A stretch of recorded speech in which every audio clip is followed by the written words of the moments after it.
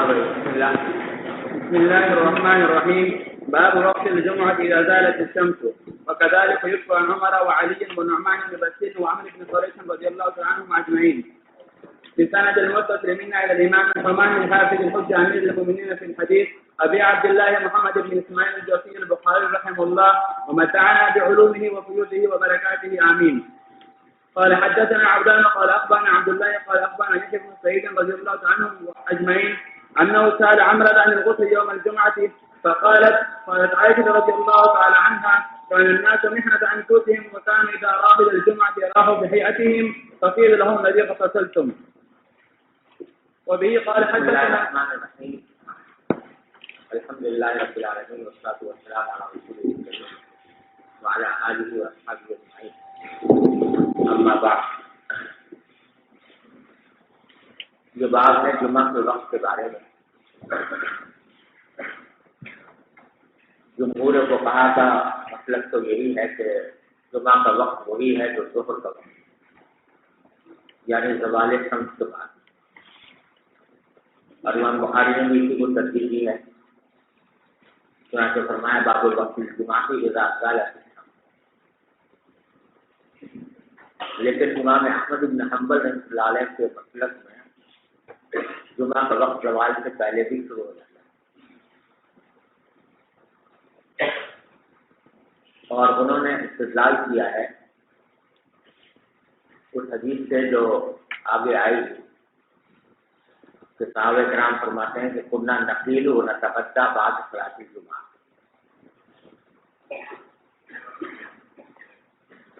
کہ ہم دوپہر کا کھانا غذا کھاتے تھے جمعہ کے بعد اور اسی کے بعد کھا لیا کرتے تھے. تو اس سے امام احمد بن حنبل نے یہ استدلال کیا ہے، حنابلہ نے یہ استدلال کیا ہے کہ غذا لغتاً کہا جاتا ہے اس کھانے کو جو زوال سے پہلے کھائے، زوال کے بعد کھانا جو کھایا جاتا ہے اس کو غذا نہیں.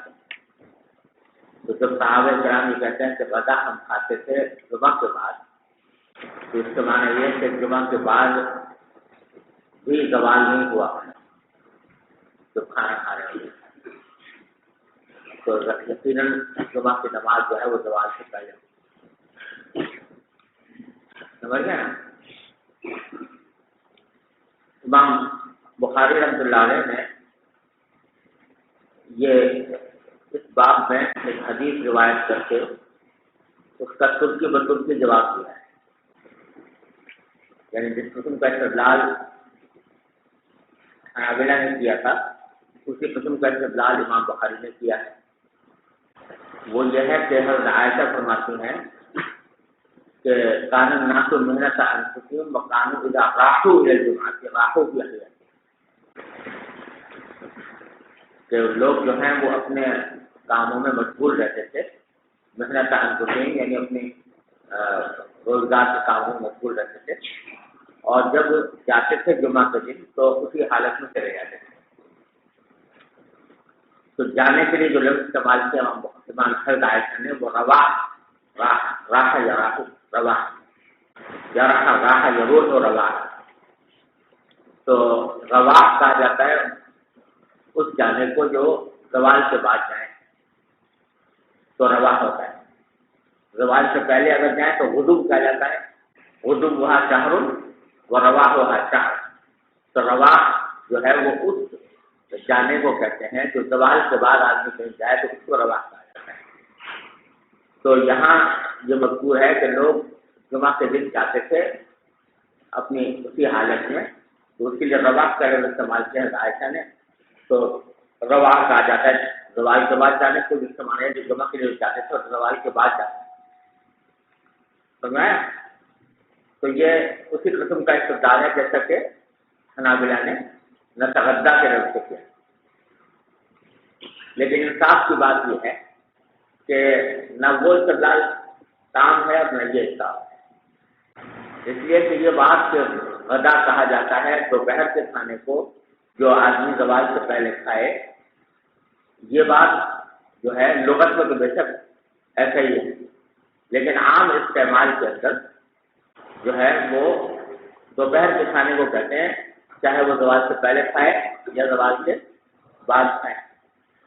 اب ساری دنیا جو ہے وہ زوال کے بعد ہی کھاتی ہے کھانا عام طور پہ آج تک، مگر اس کو غدا ہی کہتے ہیں۔ اسی طریقے سے رواح کا لفظ اگرچہ لغتاً زوال کے بعد جانے کے لیے آتا ہے، لیکن استعمال میں مطلق جانے کو رواح بول دیتے ہیں۔ آج کل تو حجاز میں رواح جو ہے ہر رات کو بھی کوئی جائے گا، صبح کو بھی کوئی جائے گا، تو رخ یا حاج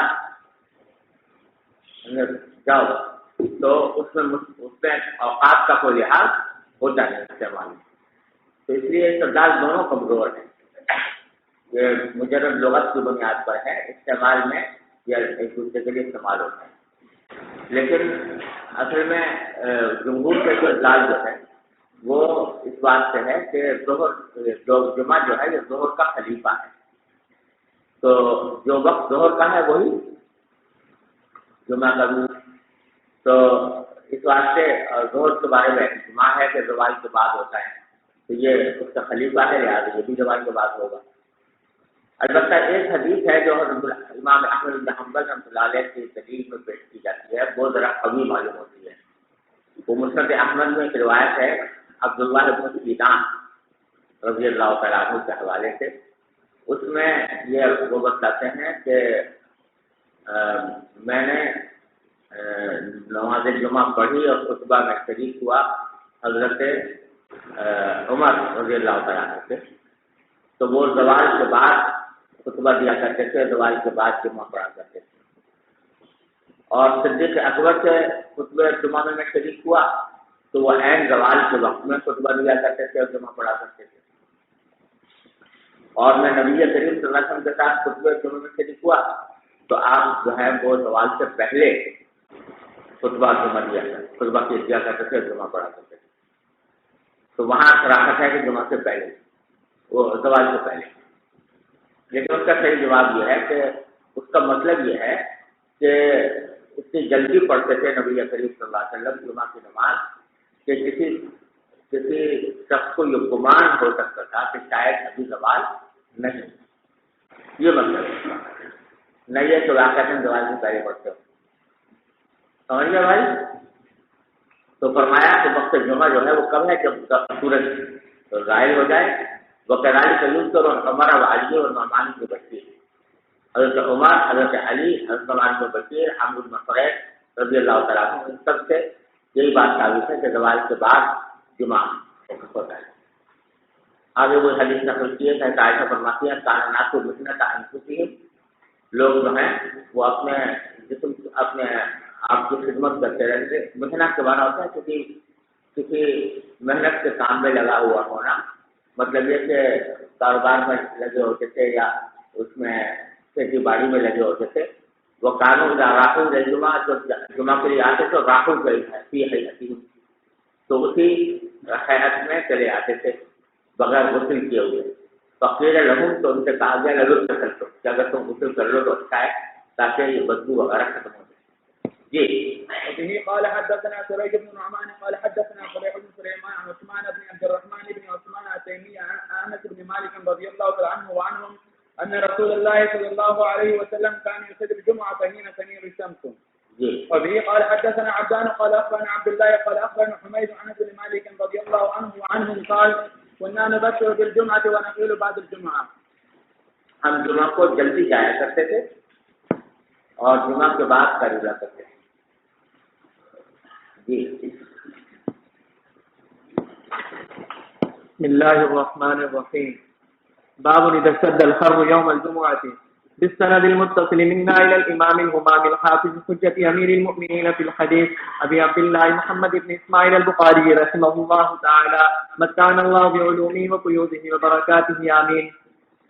قال حدثنا محمد بن أبي بكر المقدمي قال حدثنا حرمي بن عمارة قال حدثنا أبو طلقة هو خالد بن دينار قال سمعت أنس بن مالك رضي الله تعالى عنه يقول كان النبي صلى الله عليه وسلم إذا اشتد البرد بكر بالصلاة وإذا اشتد الحر أبرد بالصلاة يعني الجمعة. وقال يونس بن بكير قال أخبرنا أبو خلدة وقال بالصلاة ولم يذكر الجمعة. وقال بشر بن ثابت قال حدثنا أبو خلدة حدثنا أبو خلدة صلى بنا أمير الجمعة ثم قال لأنس كيف كان النبي صلى الله عليه وسلم يصلي الظهر. یہ بشر بن ثابت کہتے ہیں کہ ابو خلدہ نے بتایا کہ ہمیں جمعہ کے امیر نے نماز پڑھی. جمعہ کا امیر جو تھے یہ حجاج بن یوسف کا کوئی بھتیجا تھا جس نے جب کافر کی اور حجاج بن یوسف بہت دیر سے نماز پڑھاتا تھا تو اس کے بھتیجے نے بھی ایسی پڑھائی ہوگی. اس لیے انہوں نے سے پوچھا کہ اردو کیسے نماز پڑھا کرتے تھے تاکہ لوگوں کو پتہ چل جائے کہ بھائی سنت یہ ہے کہ اتنی دیر نہ کی جائے جمعہ. جی باب المشي الى الجمعة وقول الله عز وجل فسعوا الى ذكر الله. ومن قال السعي العمل والذهاب لقوله تعالى وسعى لها سعيها. وقال ابن عباس يحرم البيع حينئذ. وقال عطاء تحرم الصناعات كلها. وقال ابراهيم بن سعد عن الزهري اذا اذن المؤذن يوم الجمعة وهو مسافر فعليه ان يشهد. اس باب میں دو باتیں بیان کرنے مقصود ہیں. ایک یہ کہ جمعہ کو جب آدمی جائے تو دوڑ کرنا چاہے بلکہ چل کر جائے ونشی الجمعہ. اور دراصل ایک شبے کا جواب دینا چاہتے ہیں کہ جو قرآن کریم آیا فسعوا الی ذکر اللہ تو سعی سے معنی بات لغت میں دوڑ سے جانے کے ہوتے ہیں. تو کہنا چاہتے ہیں کہ یہاں مراد دوڑ کر جانا نہیں ہے بلکہ اہتمام سے جانا.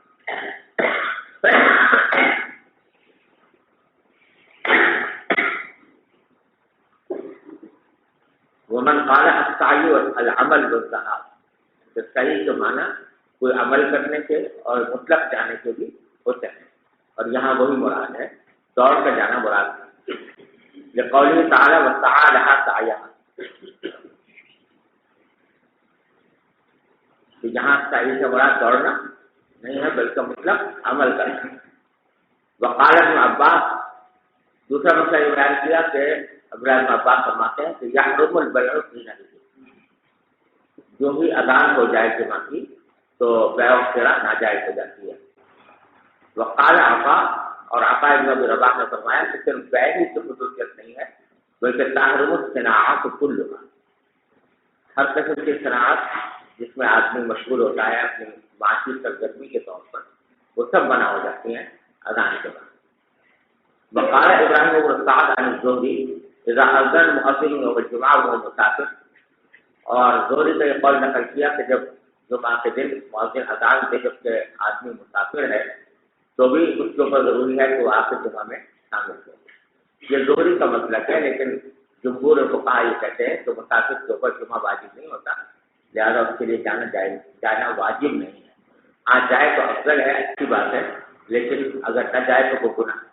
جی وبه قال حدثنا علي بن عبد الله قال حدثنا الوليد بن مسلم قال حدثنا يزيد بن ابي مريم قال حدثنا ابايه بن رفاعه قال ادركني ابو عبد انا اذهب الى الجمعه فقال سمعت رسول الله صلى الله عليه وسلم يقول من يبغض قدمه في سبيل الله حرمه الله على النار.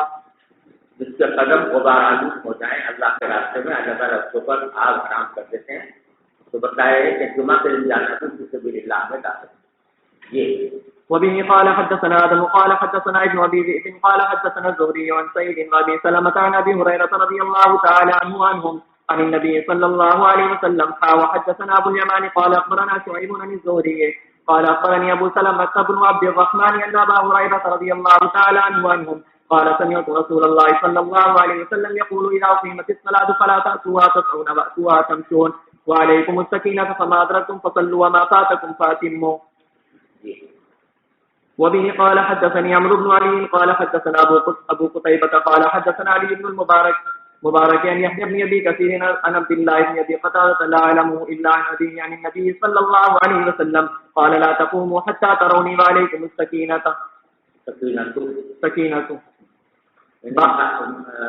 سکینت کی ترتیب میں تاکید کی گئی ہے.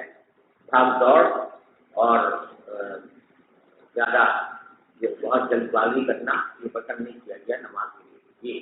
باب لا يفرق بين اثنين يوم الجمعة. وبه قال حدثنا عبدان قال اخبرنا عبد الله قال اخبرنا ابن ابي ذئب عن سعيد المقبولي عن ابيه عن ابن وديعة عن سلمان الفارسي رضي الله عنه قال رسول الله صلى الله عليه وسلم من اغتسل يوم الجمعة وتطهر بما استطاع من طهر ثم ادهن او مس من طيب ثم راح فلم يفرق بين اثنين فصلى ما كتب له ثم اذا خرج الامام انصت غفر له ما بينه وبين الجمعة الاخرى. باب لا يقيم الرجل وقاه يوم الجمعة ويقعد في مكانه. وبه قال حدثنا محمد هو ابن سلام قال اخبرنا مخلد بن يزيد قال اخبرنا ابن جريج قال سمعت نافعا قال سمعت ابن عمر رضي الله عنهما وعنه يقولون نهى النبي صلى الله عليه وسلم ان يقيم الرجل وقاه من مقعده ويجلس فيه. قلت لنافع الجمعة قال الجمعة وغيرها. جو فرمایا فرماتے ہیں کہ نبی کریم صلی اللہ علیہ وسلم منع کیا بات ہے کہ کوئی شخص اپنے بھائی کو اٹھاتے ہیں کی جگہ سے اور خود بیٹھ جائے اسی جگہ. کوئی آدمی پہلے سے بیٹھا ہوا ہے نماز میں انتظار میں, آپ اس کو اٹھائیں اور خود بیٹھ جائیں. تو میں نے نافع سے کہا کہ جمعہ کے دن کی بات ہے, قال جمعہ وغیرہ آپ کا جمعہ کے لیے حکم ہے, دوسرے نمازوں کے لیے. جی باب الاذان يوم الجمعة. وبه قال حدثنا آدم قال حدثنا ابن ابي ذئب عن الزهري عن سعيد بن يزيد قال كان النداء يوم الجمعة اوله اذا جلس الامام على المنبر على عهد النبي صلى الله عليه وسلم وابي بكر وعمر رضي الله عنهم فلما كان عثمان وكثر الناس زاد النداء الثالث على الزوراء. قال ابو عبد الله الزوراء موضع بالسوق بالمدينة. جو فرمایا کہ سعید بن یزید فرماتے ہیں کہ ندا یعنی اذان جمعہ کے دن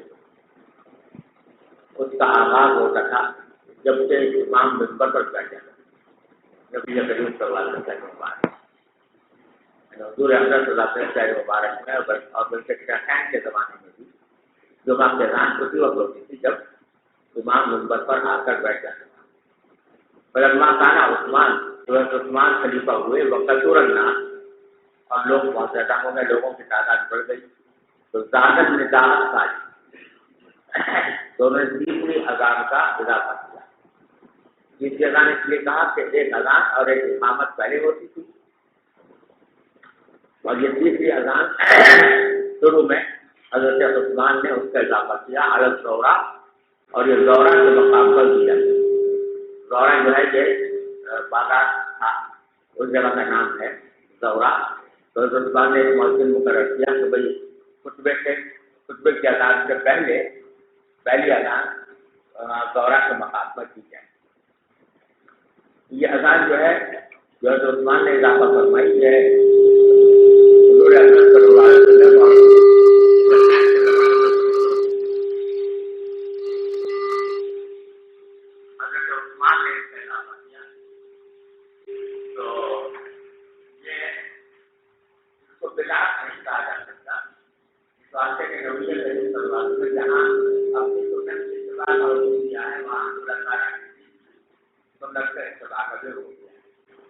علیکم بسنتی و سنت الخلفاء الراشدین المہدیین من بعد. لہٰذا خلفاء راشدین کا کوئی عمل جو ہے وہ بدعت نہیں ہو سکتا.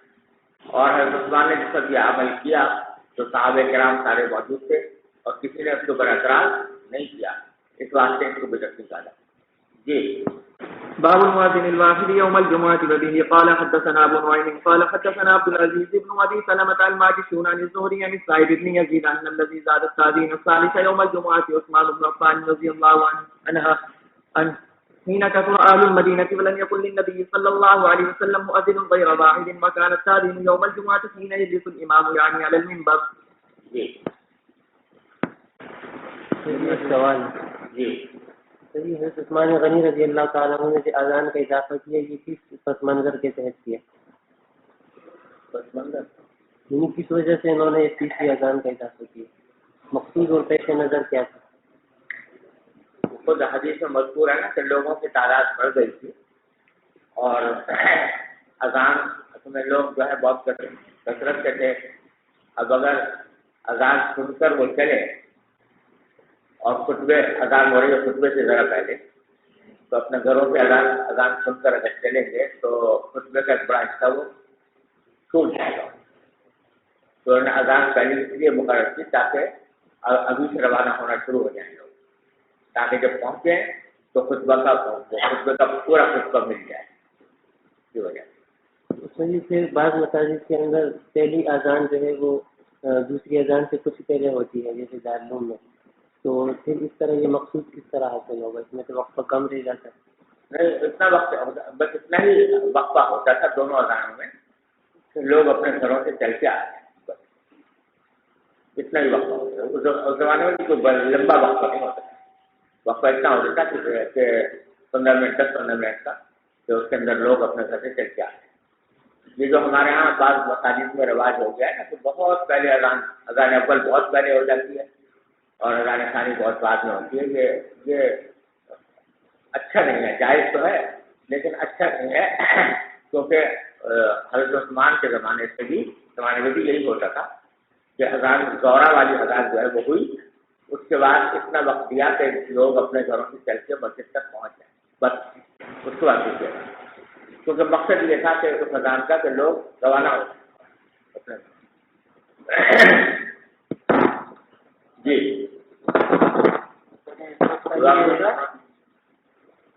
نودی علی فلاحی یوم جماعتی کے اندر کون سی اذان اول مراد ہے یا اذان ثانی مراد ہے؟ اس میں اگرچہ یعنی مطلق مراد ہے، لہذا نبی کریم صلی اللہ علیہ وسلم کے زمانے میں جو اذان ہوتی تھی تو اس وقت وہ مراد ہوتی تھی، حضرت عثمان کے بعد سے جو پہلی اذان ہو لیتی ہے اب وہ مراد ہے، تو جب بھی اذان کی آواز دی جائے وہ مراد جی۔ بسم الله الرحمن الرحيم. باب يجيب الإمام على المنبر إذا سمع النداء. امامو ہے امامہ نہیں۔ باب يجيب الإمام على المنبر إذا سمع النداء. وبالسند المتصل منا إلى الإمام الحمام الحافظ الحجة أمير المؤمنين في الحديث أبي عبد الله محمد بن إسماعيل البخاري رحمه الله تعالى متعنا الله بعلوم يخرج وبركات عامه. قال حدثنا ابن مقاتل قال أخبرنا عبد الله قال أخبرنا أبو بكر بن عثمان بن سهل بن حنيف عن أبي أمامة بن سهل بن حنيف قال سمعت معاوية بن أبي سفيان رضي الله تعالى عنه وهو جالس على المنبر أذن المؤذن فقال الله أكبر الله أكبر، فقال معاوية الله أكبر الله أكبر، فقال أشهد أن لا إله إلا الله، فقال معاوية وأنا، قال أشهد أن محمدا رسول الله، قال معاوية وأنا. فلما أن قضي التعظيم قال أيها الناس إني سمعت رسول الله صلى الله عليه وسلم على هذا المجلس حين أذن المؤذن يقول ما سمعتم مني مقالتي. مقصود اس کا یہ ہے کہ جب امام منبر پر بیٹھا ہو اور مؤذن اذان دے تو اذان کا جواب دینا چاہیے امام کو،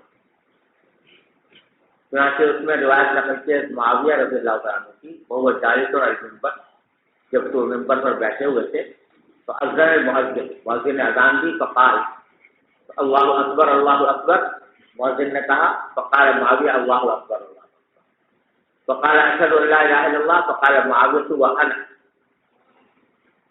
یہ شہادتین کے جواب میں دونوں طریقے ثابت ہیں، یہ بھی کہ شہادتین دوہرا دے پورے کے پورے، اشهد ان لا الہ الا اللہ اشهد ان لا الہ الا اللہ، اور یہ بھی کہ صرف وانا کہنا، حضور اقدس صلی اللہ علیہ وسلم وانا کہنا بھی ثابت ہے کہ میں بھی گواہی دیتا ہوں. قال اشهد ان محمد رسول اللہ، قال معاویہ وانا. فلما ان قضی التعظیم، جب نماز اذان پوری ختم ہو گئی تو حضرت معاویہ نے فرمایا یا ایھا الناس انی سمعت رسول اللہ صلی اللہ علیہ وسلم علی هذا المجلس، میں نے آپ کو اسی جگہ پر بیٹھے ہوئے یہ سنا کہ جب حین اذن المؤذن، جب کہ مؤذن نے اذان دی تھی تو قال یقول ما سمعتم منی مقالتی، تو آپ کو میں نے وہی بات کہتے ہوئے سنا جو تم نے مجھ سے کہتے ہوئے سنی ہے. جی البتہ یہ حکم جو ہے یہ تو امام کے لیے ہے، مقتدی جو ہیں یعنی جو لوگ حاضر ہیں خطبے کے وقت میں، آیا وہ بھی اذان ثانی کا جواب دیں یا نہ دیں، اس میں دونوں قول ہیں حنفیہ سے، بعض رات کہتے ہیں جواب دیں، بعض کہتے ہیں نہ دیں. ہمارے بزرگوں نے راجح اس کو قرار دیا ہے کہ جواب دیا جائے دل میں، زبان سے، اس لیے کہ حنفیہ کا اصول اس حدیث پر مبنی ہے کہ اذا خرج الامام فلا صلاۃ ولا کلام، جب امام آ کر بیٹھ گیا تو اس کے بعد نہ تو کوئی نماز جائز ہے نہ کوئی بات چیت کرنا جائز ہے، اس لیے اذان کا جواب بھی زبان سے نہ دیں بلکہ دل میں. جی بھائی فرمائیے، کوئی صاحب پوچھ رہے تھے. یہی پوچھنا. چل جی. باب الجلوس على المنبر عند التعظيم. وبه قال حدثنا يحيى بن بكير قال حدثنا الليث عن عقيل عن ابن شهاب ان صائب بن يزيد رضي الله تعالى عنه وعنهم اخبره ان التعظيم ثاني يوم الجمعه امر به عثمان رضي الله تعالى عنه حين كثر اهل المسجد وكان التعظيم يوم الجمعه حين يجلس امامه. باب التعظيم عند الخطبه. وبه قال حدثنا محمد بن مقاتل قال اخبرنا عبد الله قال اخبرنا يونس عن الزهري قال سمعت السائب بن يزيد رضي الله تعالى عنه وعنهم يقول ان الاذان يوم الجمعه كان اذانه حين يجلس الامام يوم الجمعه على المنبر في عهد رسول الله صلى الله عليه وسلم ابي بكر وعمر رضي الله تعالى عنهما.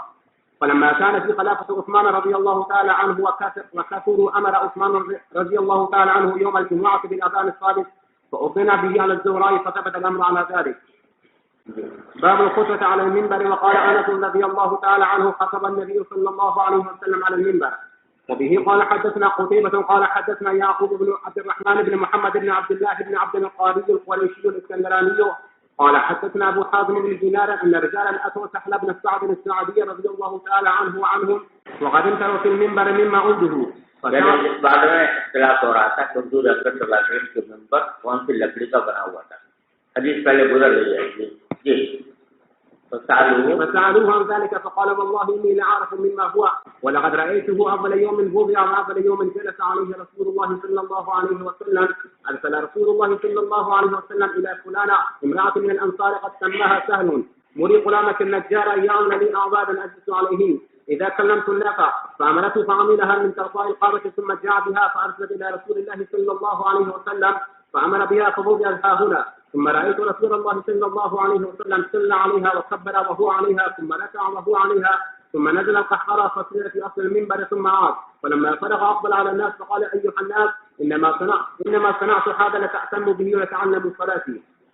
وبه قال حدثنا سعيد بن أبي مريم قال حدثنا محمد بن جعفر بن أبي كثير قال أخبرني يحيى بن سعيد قال أخبرني ابن أنس أنه سمع جابر بن عبد الله رضي الله تعالى عنه وعنهم قال كان جزء يقوم عليه النبي صلى الله عليه وسلم فلما وضع له المنبر سمعنا للجزء مثل أصوات الإشارة حتى نزل النبي صلى الله عليه وسلم فوضع يده عليه وقال سليمان عن يحيى أخبرني حفص بن عبيد الله بن أنس سمع جابر رضي الله تعالى عنه. حضرت جابر کی روایت ہے. وہ فرماتے ہیں کہ کان الجزع ایک کھجور کا تنا تھا یقوم علیہ النبی صلی اللہ علیہ وسلم جس کے پاس آپ کھڑے ہوا کرتے تھے ٹیک لگا کر. یعنی جب تک ممبر نہیں بنا تھا تو اس وقت میں آپ خطبہ دیا کرتے تھے اس کھجور کے تنے سے ٹیک لگا کر. فلما وضع له المنبر جب آپ کے لیے ممبر رکھ دیا گیا تو آپ نے وہ دائرے تنے پر کھڑا ہونا چھوڑ دیا. تو سمعنا للجزع مثل اصوات العشاء تو ہم نے اس تنے کی سنی اس قسم کی آوازیں جیسے کہ 10 مہینے کی گابھن اونٹنی روتی ہے. اشارہ سے جمع ہے. اشارہ اس اونٹنی کو کہتے ہیں جو 10 مہینے کی گابھن ہو. ادھر اشار اور اصطلاح تو وہ جیسے روتی ہے مطلب اس کے یہاں بچہ پیدا ہو تو اس وقت میں جیسے اس کی آوازیں نکلتی ہیں رونے کی اس طریقے سے وہ جو ستون تھا وہ جو شیطان تھا اس کی آواز ہم نے سنی. یعنی وہ در حقیقت نبی کریم صلی اللہ علیہ وسلم کے فراق میں رویا کہ سرکار دو عالم صلی اللہ علیہ وسلم میرے پاس کھڑے ہو کر خطبہ دیا کرتے تھے تو اب آپ نے مجھے چھوڑ دیا اس بنا پر رویا. یہ سرکار دو عالم صلی اللہ علیہ وسلم کا ایک معجزہ تھا. تو آپ کھڑے ہوئے حتی نظر نبی صلی اللہ علیہ وسلم آپ اپنے منبر سے اترے فوضع یدہ علیہ اپنا دست مبارک اس پر رکھا وہ اس کو تسکین دینے کے لیے تسلی دینے کے لیے. اب یہ بات جو عقل پرست ہیں ان کے سمجھ میں تو آئے گی نہیں کہ ایک تحقیق جو ہے وہ کیسے روئے گا. لیکن حقیقت وہ ہے جو قرآن کریم میں بیان فرمائی ہے کہ ان من شیء لا یسبح بحمدہ ولکن لا تفقہون تسبیحہ. اگرچہ جن چیزوں کو ہم جمادات اور نباتات سمجھتے ہیں تو ہمارے ہم یہ سمجھتے ہیں کہ ان کے اندر حس نہیں ہے، ان کے اندر شعور نہیں ہے، لیکن حقیقت یہ ہے کہ ہر ایک چیز میں اس کے مناسب شعور اللہ تعالیٰ نے پیدا فرمایا. اور سرکار جو عالم صلی اللہ علیہ وسلم کا قرب جو ہے وہ اتنی بڑی نعمت تھی کہ اس کی وجہ سے اگر یہ رو پڑا تو کوئی ایسی اس کی حیرت کی یا تعجب کی بات نہیں ہے جس کا انکار کیا جائے. تو یہی وہی ہے جس کو استوانہ حنانہ کہتے ہیں. جی. وبه قال حدثنا آدم بن أبي عياش قال حدثنا ابن أبي زيد عن الزهري عن سالم عن أبي رضي الله تعالى عنه قال سمعت النبي صلى الله عليه وسلم يخطب على المنبر فقال من جاء إلى الجمعة فليغتسل. باب الخطبة قائمة. وقال أنس رضي الله تعالى عنه بين النبي صلى الله عليه وسلم يخطب قائمة. اس میں بتانا مقصود یہ کہ خطبہ جو دے جمعہ کے دن امام وہ کھڑے ہو کر، چنانچہ اس بات پر تقریباً اتفاق ہے سب کا کہ خطبہ جو ہے وہ کھڑے ہو کر دینا ہی مصنون ہے. البتہ اگر تو بیٹھ کر دے دے تو آیا خطبے کا واجب ادا ہو جائے گا یا نہیں؟ تو اس میں بعض حضرات فقہا کہتے ہیں کہ نہیں ادا ہوگا، لیکن حنفیہ کے یہاں یہ ہے کہ اگر تو بیٹھ کے دے دے گا تو بھی ادا ہو جائے گا، لیکن خلاف سنت ہو. جی. وبه قال حدثني عبيد الله بن عمر القواريري قال حدثنا خالد بن الحارث قال حدثنا عبيد الله بن عمر عن نافع عن ابن عمر رضي الله تعالى عنهما وعنه قال كان النبي صلى الله عليه وسلم يخطب قائما ثم يقعد ثم يقوم كما تفعلون الآن. باب الاستقبال الناس الإمام إذا خطب. واستقبل ابن عمر وأنس رضي الله تعالى عنهما الإمام. وبه قال حدثنا معاذ بن فضالة قال حدثنا معاذ بھائی میم پر وبه قال حدثنا معاذ بن معاذ نہیں بھائی معاذ. وبه قال حدثنا معاذ بن فضالة قال حدثنا هشام عن يحيى عن حلال بن أبي ميمونة قال حدثنا عطاء بن يسار أنه سمع أبا سعيد الخدري رضي الله تعالى عنه وعنهم أن النبي صلى الله عليه وسلم جلس ذات يوم على المنبر وجلسنا حوله.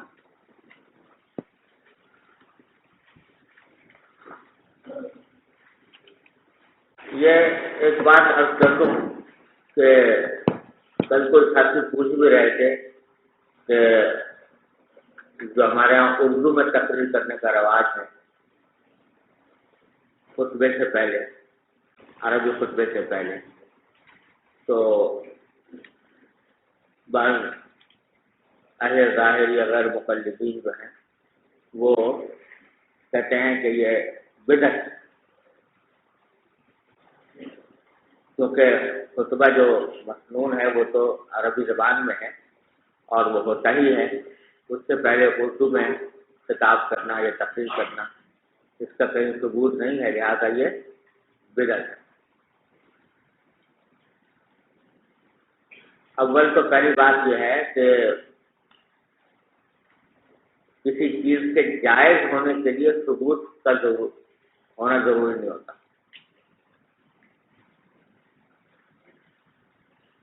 ارے سمجھے نہیں؟ محض ثابت ہونے کے لیے، وہ محض جائز ہونے کے لیے کسی چیز کا ثبوت نہیں، کیونکہ اصل اشیاء میں اباحت ہے، لہٰذا جائز ہونے کے لیے ثبوت ہونے کا ضرورت. ہاں ناجائز ہونے کے لیے ثبوت کا ضرورت ہوتی ہے. سمجھے بھائی؟ تو بعض و تذکیر جو ہے یہ ایک امر مباح ہے بلکہ مستحسن ہے، اس کے لیے کوئی وقت مقرر نہیں ہے. لہٰذا اگر جمعہ سے پہلے کیونکہ لوگ جمع ہوتے ہیں تو پھر بعض و تذکیر کا انتخاب کر لیا گیا بعض و تذکیر کے لیے، تو اس میں کوئی ایسی بات نہیں کہ جس کو ناجائز کہا جائے. اول تو ثبوت کی ضرورت نہیں اور ثابت بھی ہے.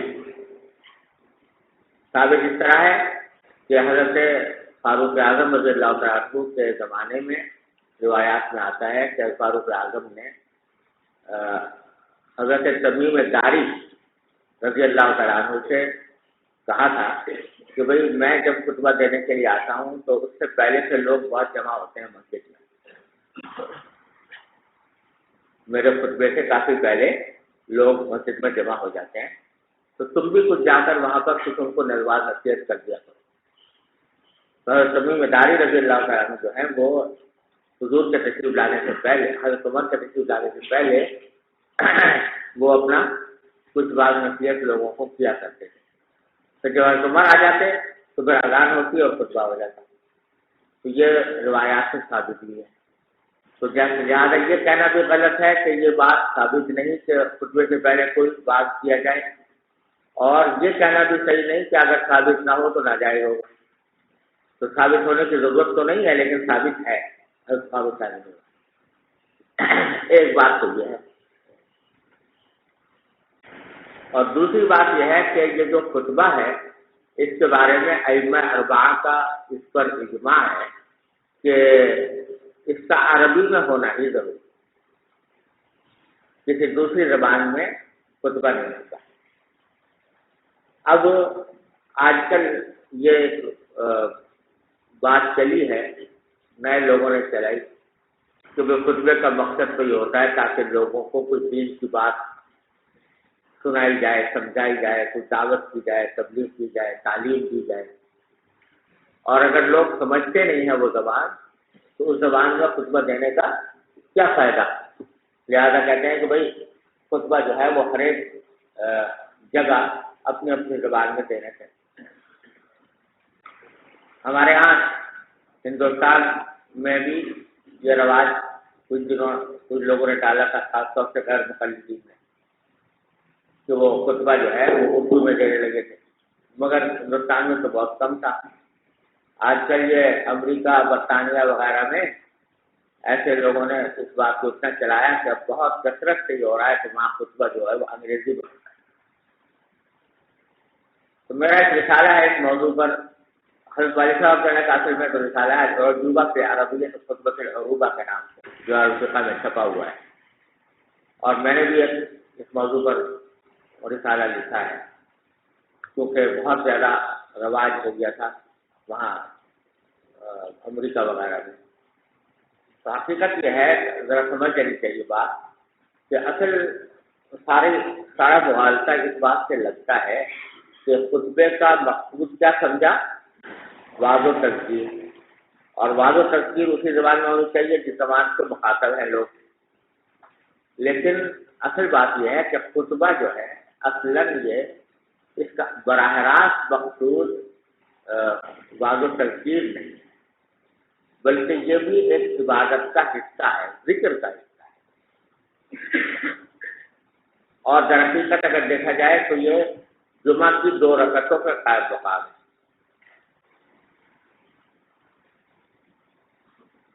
سمجھے بھائیو؟ جمعہ کی 2 رکعتوں کے قائم مقام ہے.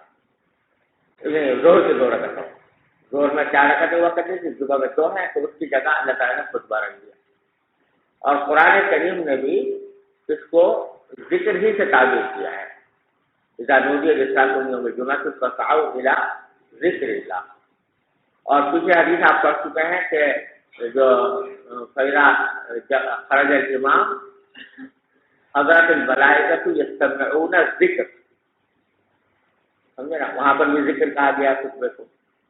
تو یہ در حقیقت تذکیر نہیں ہے اصلاً، بلکہ ذکر ہے.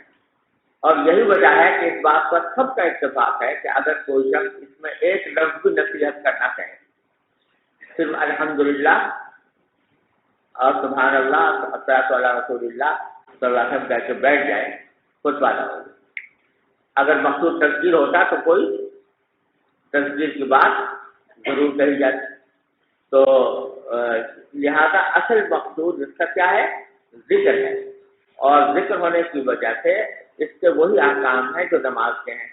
اسی واسطے اس کے اندر بات چیت کرنا بھی اس کے دوران جائز نہیں ہے. سمجھے نا؟ تو اس وجہ سے جیسے کہ نماز اردو میں نہیں ہو سکتی، انگریزی میں نہیں ہو سکتی، اسی طریقے سے خطبہ بھی اردو اور انگریزی میں نہیں ہو سکتا. اور یہی وجہ ہے کہ حضرات صحابہ کرام رضی اللہ تعالیٰ عنہ اجمعین یہ حضور کے بعد فتوحات ہوئی، روم گئے، ایران گئے، کہاں کہاں عجمی ممالک میں پہنچے، ہر جگہ جمعہ قائم کیا. کوئی ایک مثال بھی ایسی نہیں ہے جس میں کسی صحابی نے مقامی زبان میں خطبہ دیا ہو. اس سے بات بالکل واضح ہو جاتی ہے کہ صحابہ کرام بھی اس کو اسی طرح لوگ بھی سمجھتے تھے. حالانکہ صحابہ کرام نے تبلیغ و دعوت کے لیے بڑے اہتمام کیے اور بعض اوقات ترجمان مقرر کیے کہ ہماری بات کو وہ عجمی لوگوں تک پہنچا سکیں. لیکن کہیں بھی ایسا نہیں ہوا کہ کسی صحابی نے خطبہ جو ہے وہ مقامی زبان میں کیا ہو یا اس کا اہتمام کیا ہو. تو اس واسطے یہ خامخواہ آج یہ بات نکالتے ہیں نا، یہ درست نہیں. سمجھ گیا بھائی؟ چلو آگے یہ بات جو آ رہا ہے اس میں صرف مقصود یہ ہے کہ خطبے کے اندر اما بعد کہنا بھی مضمون ہے. اب اس کے بعد بہت ساری حدیثیں امام بخاری نے روایت کی ہیں اور اکثر وہ ہیں جو پہلے تمہاری پڑی ہوئی ہے کہ ان سب میں صرف اتنا مقصود ہے کہ حضور اپنے صلاح میں خطبہ دیتے ہوئے اما بعد ارشاد کرتے. جی جی فرمائیے.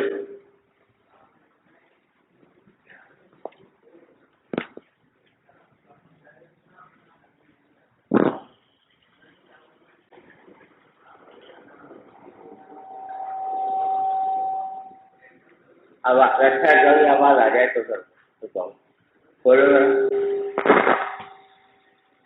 ہاں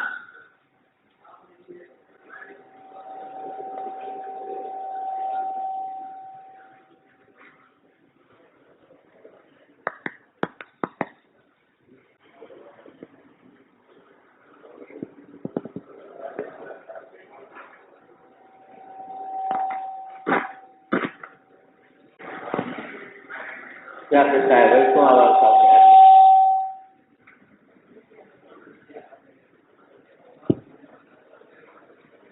چل نہیں رہی ہے، مائک بھی چل رہا ہے. ہاں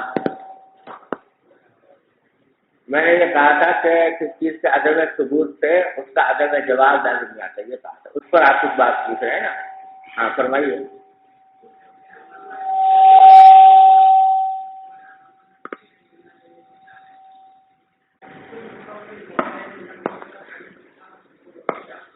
ذرا آگے آ جاؤ تم آگے.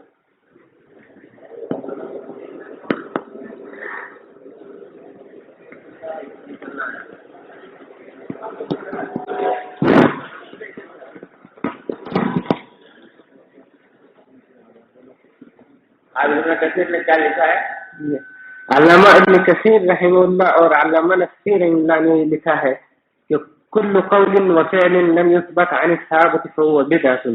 تو یہاں عدم ثبوت سے اس کا بدعت ہونا لازم آتا ہے اس قول میں. اس کا کیا مطلب ہے؟ اس کا مطلب یہ ہے کہ جو عمل نبی کریم صلی اللہ علیہ وسلم سے ثابت نہ ہو یا صحابہ کرام سے ثابت نہ ہو، اس کو کوئی آدمی مستحب یا سنت یا واجب قرار دے تو بھی نہیں. سمجھا؟ ورنہ اگر اس کے عموم پر عمل کیا جائے تو یہ درجگاہ ثابت ہے. یہ لاؤڈ اسپیکر ثابت ہے، لاؤڈ اسپیکر پر درج دینا. یہ بجلی ثابت ہے، یہ پنکھا ثابت ہے.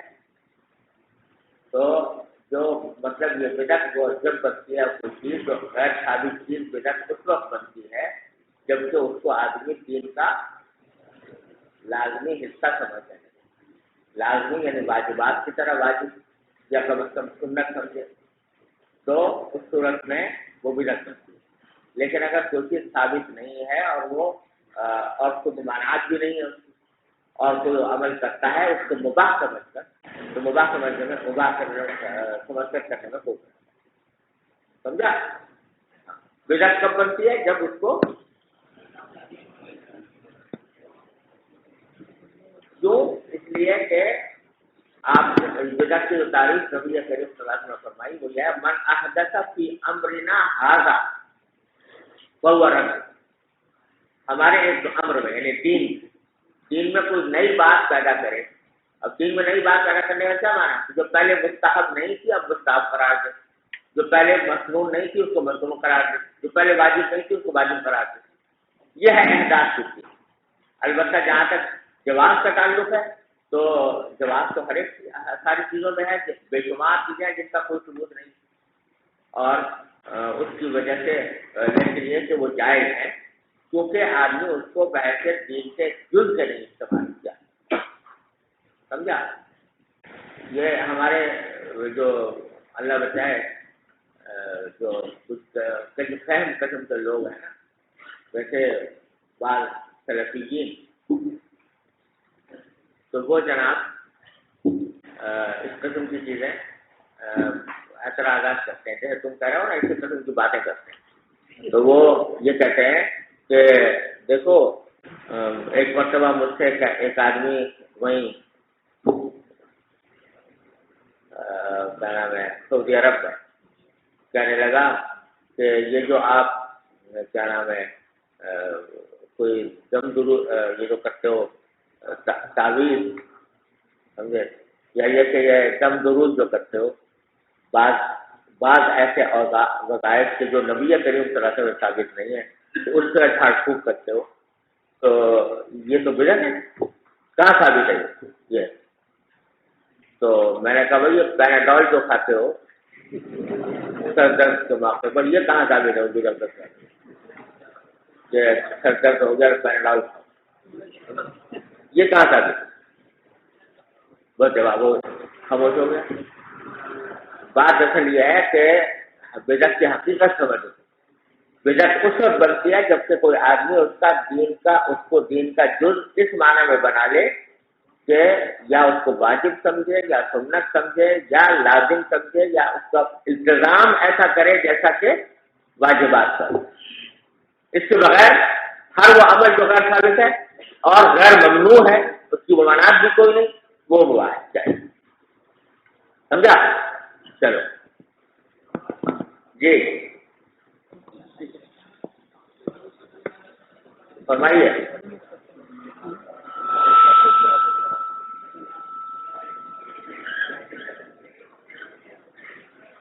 کیا مسئلہ ہے بھائی؟ کیوں نہیں پکڑی ہماری؟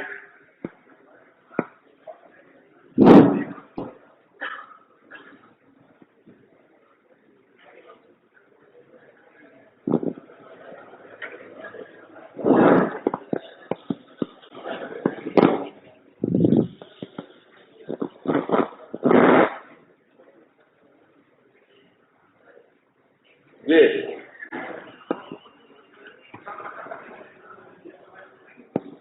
دو خطبوں کے درمیان دعا پڑھنا ثابت ہے یا نہیں؟ جی دو خطبوں کے درمیان یہ دعا کرنا یہ ثابت ہے یا نہیں؟ ثابت تو نہیں ہے کہیں، یعنی کوئی روایات میں کہیں مذکور نہیں ہے، لیکن بعض بزرگوں کا عمل رہا ہے. تو وہی بات ہے کہ چونکہ سنت سمجھے اس کو تو ٹھیک نہیں ہے، لیکن یہ کہ ویسے دعا کرے، لیکن دعا بھی حنفیہ کے یہاں دل میں کرنی چاہیے، زبان سے. بس اور کوئی؟ جی ایک آدمی سوال کر رہا ہے. جی کرو.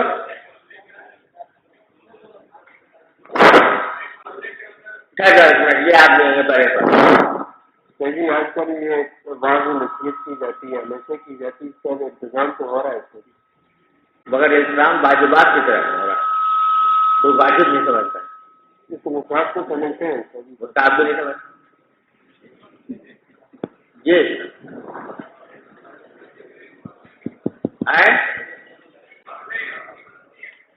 جی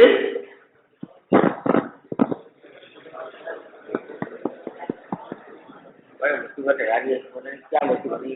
کیوں نہیں کرتے یہ کمپنی والے؟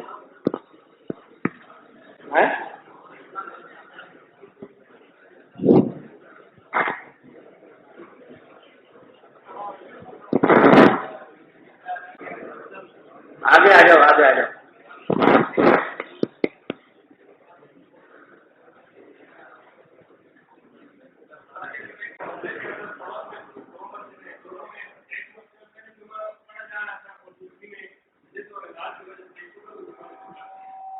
کیا شروع کر دیا؟ اچھا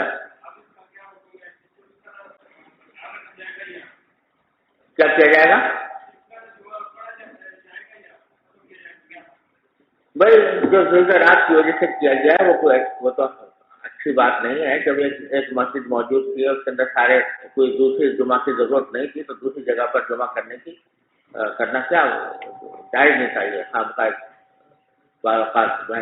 رات کے لیے اس کو بند ہی کرنا چاہیے تو بہتر ہے. اچھا بھائی چلو استاد جی جی سوال. ایک منٹ. ہاں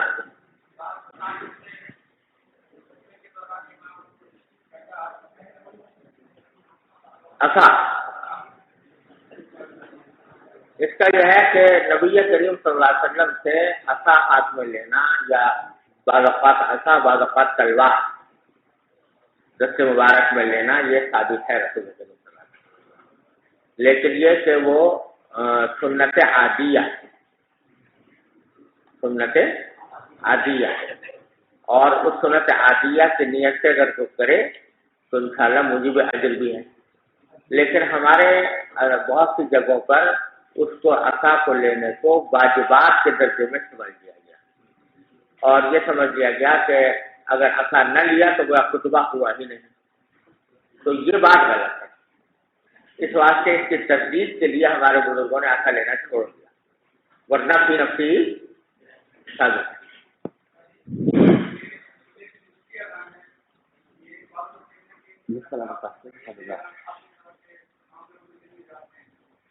ابھی جو آپ کو یہ خیال میں نے ابھی تو بتایا کہ کہ جمعہ کی دوسری اذان کا جواب خطیب کو دے لیکن مقتدی جو ہے زبان سے نہ دیں دل میں دیں.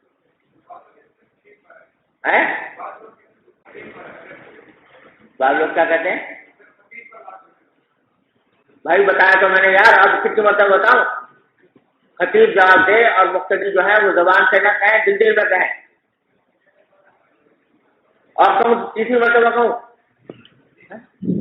استاد جی یہ بیع کی ممانعت آذان اول سے ہوگی یا آذان ثانی سے؟ اذان اول میں نے ابھی بتایا نا کہ جالودیہ الصلاۃ جو ہے وہ مطلق ہے جو بھی اذان ہو. تو حضور کے زمانے میں جو اذان ہوتی تھی وہ مراد ہوگی اور جو حضور کے بعد جو اذان ہوتی ہے پہلی وہ مراد. چلو بھائی پڑھو یار. بسم الله الرحمن الرحيم. باب من قال في الخطبة بعد الثناء أما بعد. رواه عكرمة عن ابن عباس رضي الله عنهما وعنه عن النبي صلى الله عليه وسلم.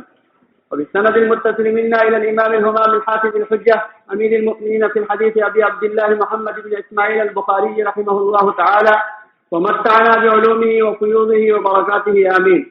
قال وقال محمود حدثنا أبو أسامة قال حدثنا هشام بن عروة قال أخبرتني فاطمة بنت المنذر عن أسماء بنت أبي بكر رضي الله عنهما وعنهم قالت دخلت على عائشة والناس يصلون قلت ما شأن الناس فأشارت برأسها إلى السماء قلت آية فأشارت برأسها نعم قالت فأطال رسول الله صلى الله عليه وسلم جدا حتى تجلاني الغشي وإلى جنب قربة فيها ماء ففتحتها فجعلت أصب منها على رأسي فانصرف رسول الله صلى الله عليه وسلم وقد تجلت الشمس فخطب الناس فحمد الله بما هو أهله ثم قال أما بعد. قالت ولغت نسبة من الأنصار فانكفأت إليهن لأسكتهن فقلت لعائشة ما قال.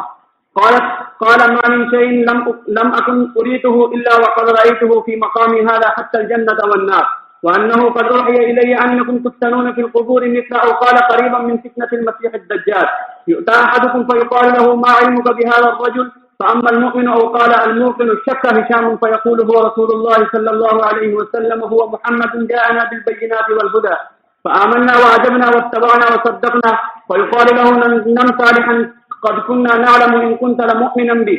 وأما المنافق أو قال المرتاب شك هشام فيقال له ما علمك بهذا الرجل فيقول لا أدري سمعت الناس يقولون شيئا فقلت قال هشام فلقد قالت لي فاطمة فأوعيته غير أنها ذكرت ما يغلظ عليه. یہ حدیث پہلے گزر گئی ہے کئی مرتبہ وہی صلاۃ الکسوف کا واقعہ ہے. یہاں لانے کا مقصد صرف یہ ہے کہ آپ نے جو خطبہ دیا تو اس میں اما بعد جی.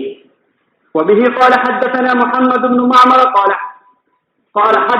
قال حدثنا أبو عاصم عن جرير بن حازم قال سمعت الحسن يقول حدثنا عمرو بن التغلب رضي الله عنه وعنهم أن رسول الله صلى الله عليه وسلم أتي بمال أو قال بشيء فقسمه فأعطى رجالا وترك رجالا فبلغه أن الذي ترك عتبه فحمد الله ثم أثنى عليه ثم قال أما بعد فوالله إني أعطي الرجل وأدع الرجل والذي أدع أحب إلي من الذي أعطي ولكن أعطي أقواما لما أرى في قلوبهم من الجزع والهلع وأكل أقواما إلى ما جعل الله في قلوبهم من الغنى والخير.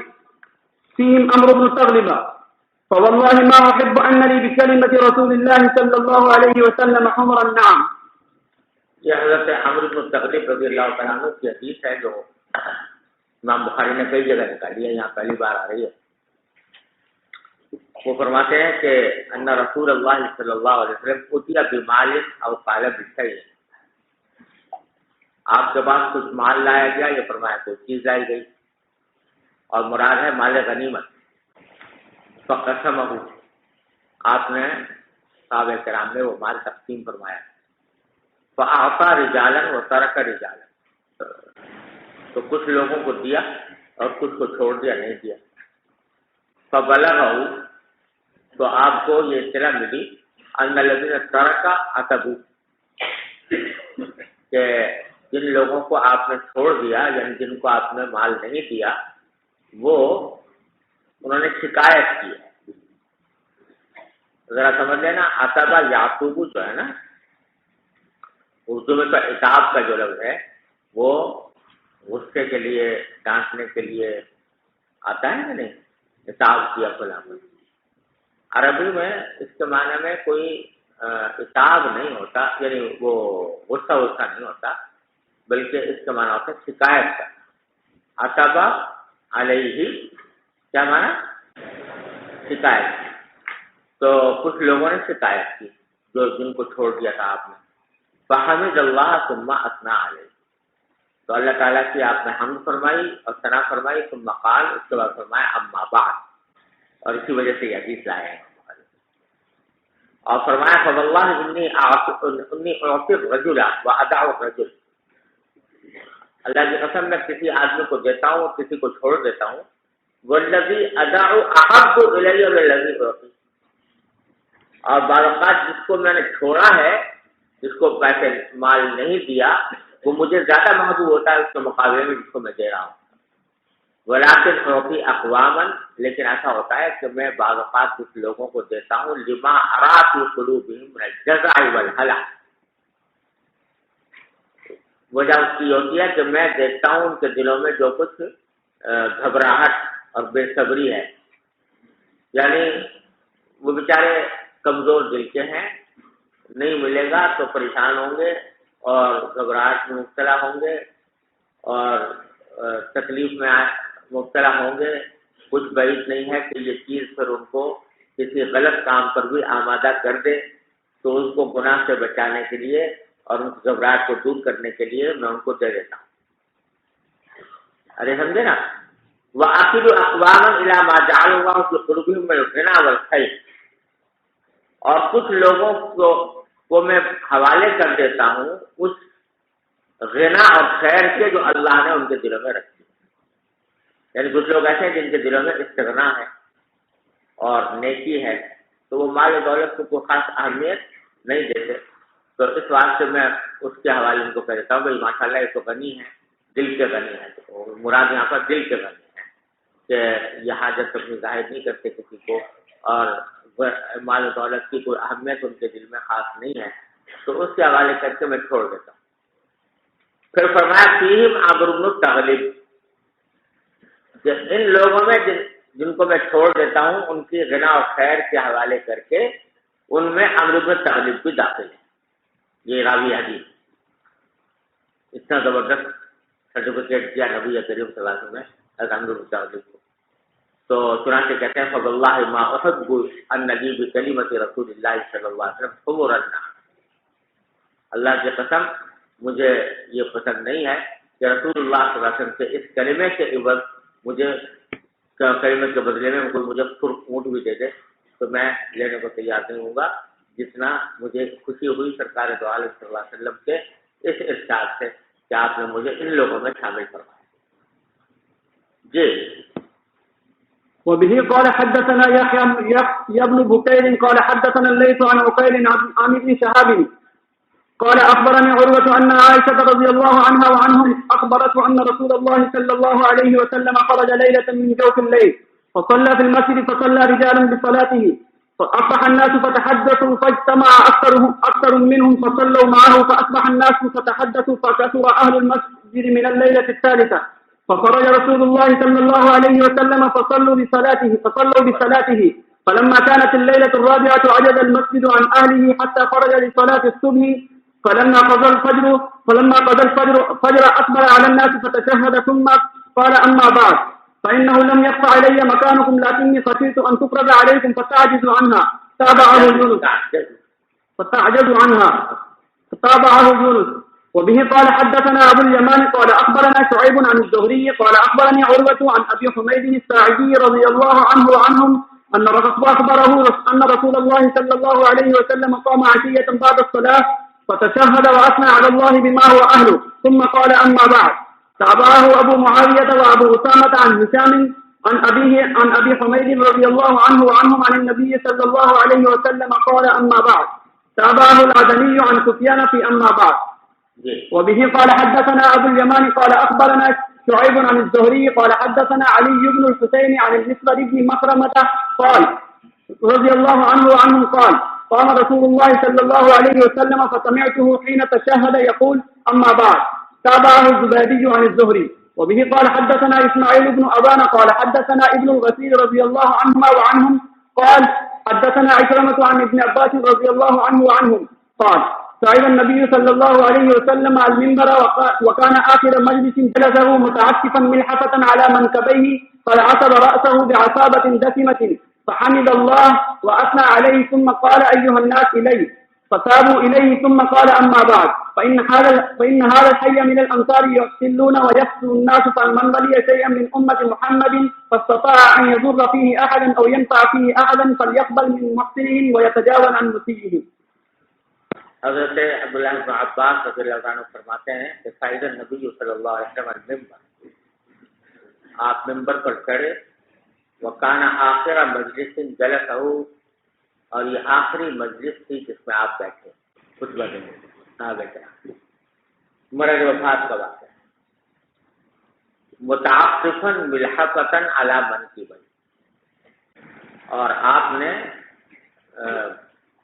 اوڑھی ہوئی تھی ایک چادر اپنے منکبین کے اوپر. متعاقفاً تو ہے نا اوڑھنا، کوئی چادر وغیرہ اوڑھنا، اور ملحقہ چادر اور منکبین کے اوپر ڈالی ہوئی تھی. قد عصب رأسہ بعصابۃ دسمہ، اور آپ نے اپنا سر مبارک پر ایک پٹی باندھی ہوئی تھی جو دسمہ تھی، یعنی جس میں چکنائی، یعنی تیل وغیرہ لگانے کی وجہ سے وہ چکنی ہو گئی ہے. اور سرکار دو عالم صلی اللہ علیہ وسلم کو جو مرض وفات پیش آیا ہے تو اس میں آپ کو سر میں درد ہوا ہوتا تھا، تو غالباً یہ پٹی اس لیے باندھی تھی. آخری بار آپ تشریف لائے اور حمد اللہ واثنى علیہ، منبر پر بیٹھ کر حمد و ثنا فرمائی. ثم قال ایھا الناس الیہ، آپ نے فرمایا کہ لوگوں میرے قریب آ جاؤ. بظاہر آواز میں شاید ذوق ہوگا جس کی وجہ سے آپ نے لوگوں کو قریب بلایا تاکہ اچھی طرح سن سکیں. فصابوا الیہ، تو صحابہ کرام آپ کے قریب آ گئے.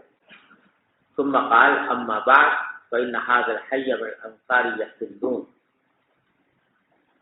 اس وقت آپ نے فرمایا کہ یہ انصار کا جو قبیلہ ہے یہ کم ہوتے جائیں گے یہ لوگ، ويكثر الناس، اور دوسرے لوگ زیادہ ہوں گے.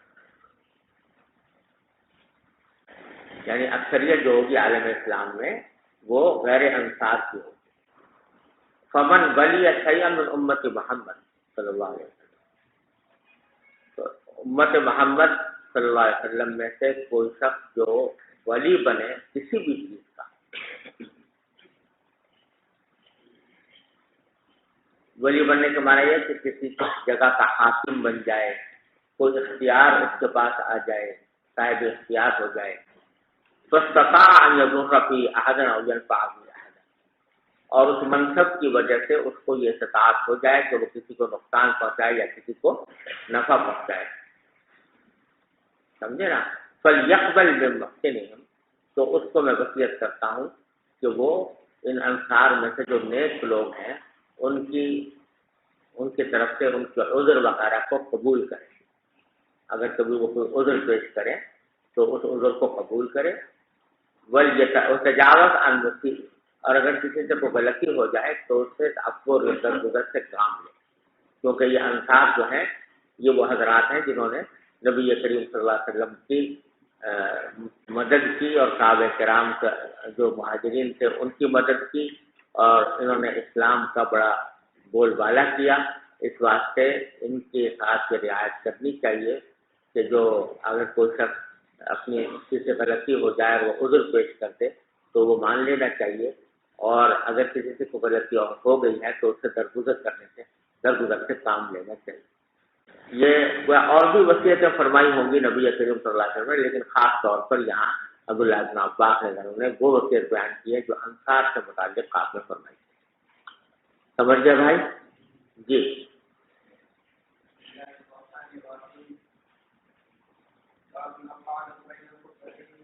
یہ کون تھا بھائی پہلے؟ عبد الحکیم پہلے جس نے پڑھا تھا. آپ کا نام عبد الحکیم ہے؟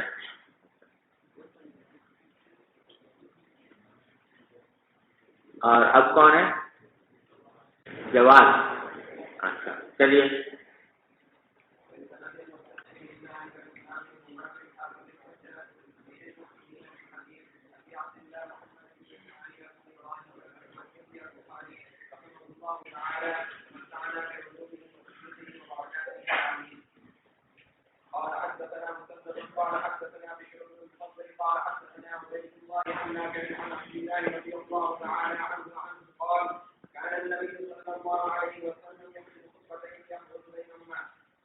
جی.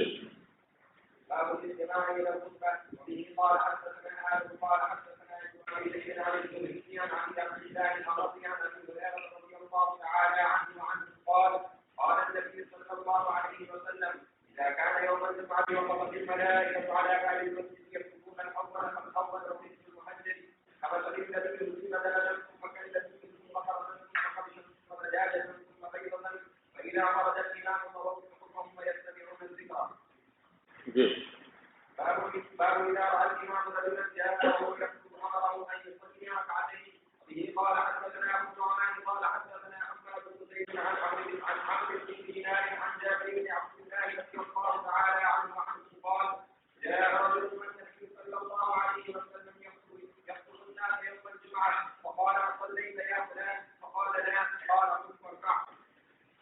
یہ حضرت جابر رضی اللہ عنہ کی روایت ہے. وہ فرماتے ہیں کہ ایک شخص آیا جب کہ نبی کریم صلی اللہ علیہ وسلم خطبہ دے رہے تھے لوگوں کو جمعہ کے دن، تو آپ نے اس سے پوچھا اصلیت یا فلان، کیوں بھائی نماز پڑھی ہے؟ مراد تحیۃ المسجد. قال اللہ، انہوں نے کہا نہیں تو نہیں پڑھی. قال قم فرقہ، تو آپ نے فرمایا کہ کھڑے ہو جاؤ پڑھو 2 رکعتیں. اس حدیث کی بنا پر ائمہ ثلاثہ یہ کہتے ہیں کہ خطبے کے دوران اگر کوئی آدمی آئے مسجد میں تو اس کو چاہیے کہ وہ تحیۃ المسجد کی 2 رکعتیں پڑھے اور پھر بیٹھے. سمجھے بھائیوں؟ اور امام ابو حنیفہ رحمۃ اللہ علیہ کا کہنا یہ ہے کہ جب خطبے کے دوران نہ نماز کسی قسم کی جائز ہے نہ قیام جائز ہے، لہٰذا تحیۃ المسجد پڑھنا بھی جائز ہے. امام شافعی رحمۃ اللہ علیہ وغیرہ جو اس کو جائز کہتے ہیں ان کا ایک استدلال تو اسی حدیث سے ہے کہ دیکھو یہاں حضور اکرم صلی اللہ علیہ وسلم نے دیکھا کہ ایک آدمی آیا تو آپ نے اس کو باقاعدہ حکم دیا کہ بیٹھ جاؤ اور 2 رکعتیں پڑھو. اور دوسرے اس حدیث کے عموم سے ہے جس میں فرمایا گیا کہ اذا اتی احدکم المسجد فلیرکع رکعتین. اس میں اذا جو ہے وہ کلمہ عام ہے، جس وقت بھی آدمی جائے تو اس کو 2 رکعتیں پڑھنے کی تاکید فرمائی گئی. سمجھے بھائیو؟ امام ابو حنیفہ رحمۃ اللہ علیہ کا اول تو استدلال اس بات سے ہے کہ قرآن کریم نے یہ فرمایا کہ اذا قرئ القرآن فاستمعوا له وانصتوا، اور یہ آیت کریمہ جو ہے یہ بہت سے صحابہ کرام سے یہ بات مروی ہے کہ یہ آیت خطبہ جمعہ کے سیاق میں نازل ہوئی. سمجھے؟ اذا قرئ القرآن فاستمعوا له وانصتوا، جس میں خطبہ جمعہ کے سیاق میں یہ حکم آیا تھا کہ اس میں تم کو استماع اور انصات سے کام لینا چاہیے. ایک تو دلیل یہ ہے. دوسری دلیل وہ حدیث ہے جو مرفوعاً و موقوفاً دونوں طرح مروی ہے، لیکن شاید موقوف ہونا اس کا راجح ہے. وہ ہے کہ اذا خرج الامام فلا صلاۃ ولا کلام. اور تیسری دلیل حنفیہ کی یہ ہے کہ آگے آپ پڑھیں گے کہ نبی کریم صلی اللہ علیہ وسلم نے خطبے کے دوران ہر قسم کی بات چیت کو منع فرمایا، اور یہاں تک فرمایا کہ جو شخص دوسرے سے کہے انصت،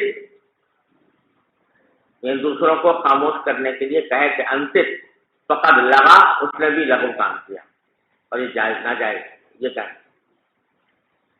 حالانکہ امر بالمعروف اور نہی عن المنکر جو ہے وہ تو فریضہ ہے، تو جب اس کو بھی منع کیا گیا تو نفلی اعمال تو بطریق اولا منع ہے. ارے سمجھو. اور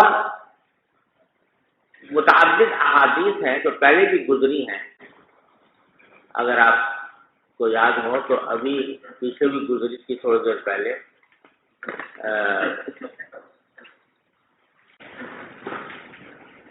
لا الہ الا اللہ، جس میں طیب لگانے کا، خوشبو لگانے کا ذکر ہے نا بھائی.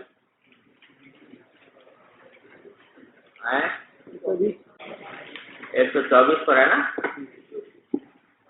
کون سی؟ ہاں یہ من اغتسل یوم الجمعہ وتطہر بما استطاع من طہر ثم ادعن او مس من طیب ثم راح فلم يفرق بين اثنين فصلى ما كتب له ثم اذا خرج الامام انصت. تو نماز پڑھنے کا ذکر کہاں ہے؟ خروج امام سے پہلے، لیکن ثم اذا خرج الامام انصت، اس کے بعد انصاف کا ذکر ہے. سمجھے نا؟ اور یہی حدیث مسند احمد میں آئی ہے، اس میں زیادہ تفصیل ہے کہ ان لم یجد الامام قد خرج صلی ما بدا له. اگر امام کو اسے دیکھا کبھی نہیں نکلا تو بس جسی چاہے نماز پڑھ لے.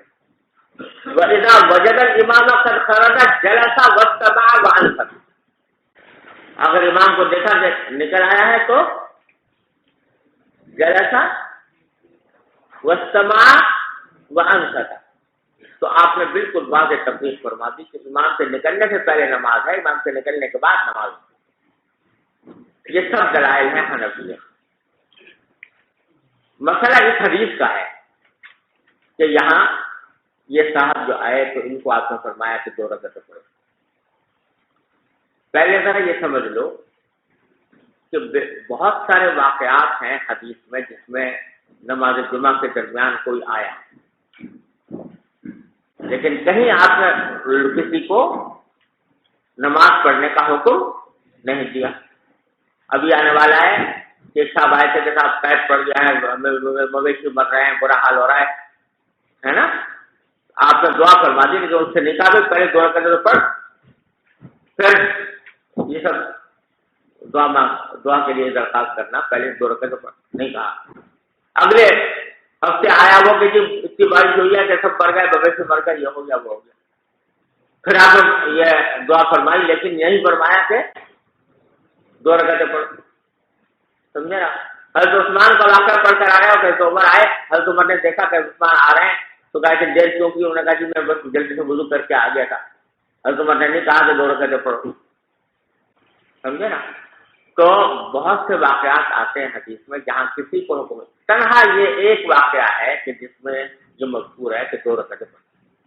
لیکن اس کے تمام طرق کو اکٹھا کرنے کے بعد، اس واقعے کے تمام طرق کو اکٹھا کرنے کے بعد جو صورتحال سامنے آتی ہے وہ یہ ہے کہ یہ صاحب جو آئے تھے ان کا نام تھا سلیح ابن حدبہ غسانی. سلیم بن خدبہ رضی اللہ تعالیٰ. اچھا ہوا یہ تھا کہ یہ صاحب جو تھے ترمذی کی روایت سے آپ پڑھیں گے کہ بہت ہی خستہ حالت میں آئے، فقر و فاقے کی حالت میں، پھٹے پرانے کپڑے پہنے ہوئے، برا حال تھا، اس حالت میں آئے. اور یہ بھی روایت میں آتا ہے کہ جب نماز کے بعد آپ نے صحابہ کرام کو ترغیب دی کہ ان کو صدقہ کرو، تو اس لیے ظاہر یہ لگتا ہے کہ حضرت صلی اللہ علیہ وسلم نے ان کو جو 2 رکعتیں پڑھنے کا حکم دیا. سارا مجمع بیٹھا ہوا ہے، ایک آدمی کھڑا ہو کے 2 رکعتیں پڑھ رہا ہے، تو نگاہیں اس طرف لگیں گی کہ نہیں؟ مقصد یہ تھا کہ سارے لوگ ان کی اس خستہ حالت کو دیکھ لیں تاکہ ان کے دل میں ان کی امداد کرنے کا جذبہ پیدا ہو. پھر دارقطنی کی روایت میں آتا ہے، نہیں مسلم شریف کی روایت میں آتا ہے کہ یہ صاحب اس وقت آئے تھے جب سے آپ ممبر پر بیٹھے ہوئے، ممبر پر بیٹھے ہوئے تھے. اور یہ بات آپ پڑھ کر آ رہے ہو کہ حضور اکرم صلی اللہ علیہ وسلم خطبہ بیٹھ کر دیتے تھے کھڑے ہو کر، جس کے معنی ہے کہ ابھی خطبہ آپ نے شروع نہیں فرمایا. یہ واقعہ خطبے کے دوران کا نہیں ہے بلکہ جب خطبہ ابھی شروع نہیں ہوا تھا اس وقت آئے تھے. اور دارقطنی کی روایت میں یہ بھی ہے کہ جب تک وہ نماز پڑھتے رہے اس وقت تک آپ نے خطبہ روک کے رکھا، امسکان میں خطبہ. یہ دارقطنی کی روایت. تو ساری باتوں کو ملا کر اگر دیکھو تو صورتحال کیا ہوئی؟ ابھی آپ نے خطبہ شروع فرمایا نہیں، یہ صاحب آ گئے، فقر و فاقے کی حالت میں تھے، صحابہ کرام کو دکھانا منظور تھا کہ یہ بہت بوسیدہ حالت میں ہے، خستہ حالت میں ہے. ان سے کہا 2 رکعتیں پڑھو. جب تک رکعتیں پڑھتے رہے آپ کا خطبہ شروع نہیں ہوتا ہے. جب پڑھ چکے تو خطبہ شروع کرنا ہے. اس کا کوئی تعلق اس صورتحال سے نہیں ہے جو مانانو کی، سمجھے نا، کہ جس میں یہ کہا جا رہا ہے کہ امام نے خطبہ شروع کر دیا، کھڑا ہوا ہے، خطبہ دے رہا ہے اور لوگ آ کے تحیۃ المسجد پڑھ رہے ہیں.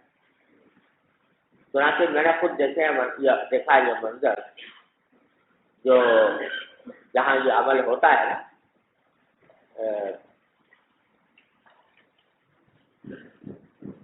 جن ممالک میں جہاں شافعیہ حنابلہ وغیرہ کی اکثریت ہے تو وہاں عجیب منظر ہوتا ہے. خطیب صاحب تو خطبہ دے رہے ہیں، سمجھے نا، اور کوئی یہاں نماز پڑھ رہا ہے، کوئی وہاں پڑھ رہا ہے، کوئی وہاں پڑھ رہا ہے، کوئی وہاں پڑھ رہا ہے. 10 آدمی جو ہیں اور ہر آدمی داخل ہو کے آگے اللہ اکبر. اور بیچارہ خطیب جو ہے وہ خطبہ اس کا دینا جو ہے وہ عجیب مذاق سا بن جاتا ہے. تو یہ کہیں اس روایت میں ایسا مذکور نہیں. یہ جو صورتحال پیش آئی یہ ایک غیر معمولی صورت تھی جو آپ نے اختیار فرمائی خطبہ شروع کرنے سے پہلے. سمجھ گیا بھائی؟ لہٰذا اس سے ان روایات سے تبدیل. یہاں تک تو بات بالکل صاف اور واضح ہے. تھوڑی سی دشواری اس لیے پیدا ہو گئی ہے کہ یہاں تو یہ ایک واقعہ مذکور ہے نا کہ یہ آئے اور آپ نے فرمایا کہ 2 رکعتیں پڑھو، لیکن صحیح مسلم کی روایت میں اس کو قولی حدیث کے طور پر روایت کیا کہ جیسے رسول کریم صلی اللہ علیہ وسلم نے فرمایا کہ اذا اتى احدكم المسجد والامام يخطب فليركع ركعتين. وہاں واقعہ نہیں مذکور بلکہ حضور اکرم صلی اللہ علیہ وسلم کا جو ارشاد مذکور ہے اور عمومی ارشاد منقول ہے. اذا اتى احدكم المسجد والامام يخطب فليركع ركعتين. یہ حنفیوں پہ مشکل پڑ گئی، سمجھے نا. یہ قولی حدیث اس واسطے سے یہ جو فعلی تھا اس کا تو جواب بڑے دھڑلے سے دے دیا گیا، لیکن جو قولی حدیث ہے وہ دشوار، اس کا جواب دینا بہت دشوار ہوگا. تو ایک بہت بڑی جماعت جو ہے حنفیہ کی اس نے تو یہ کہا کہ یہ حدیث شاذ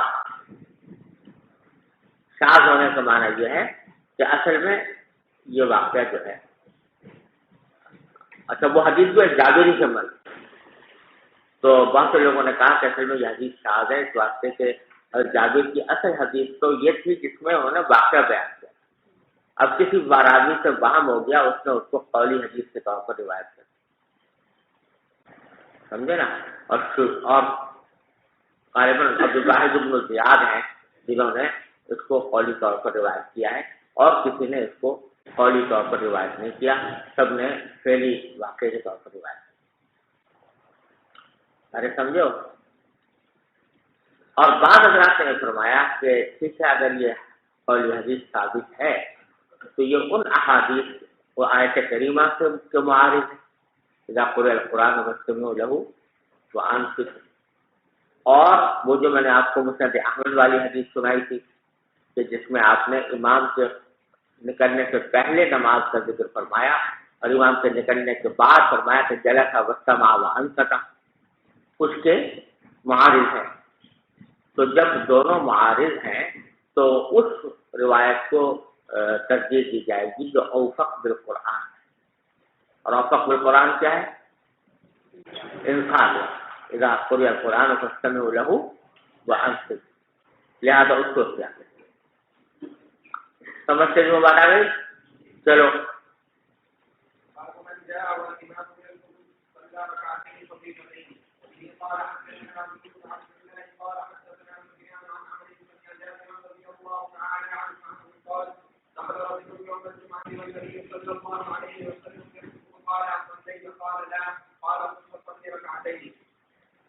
جی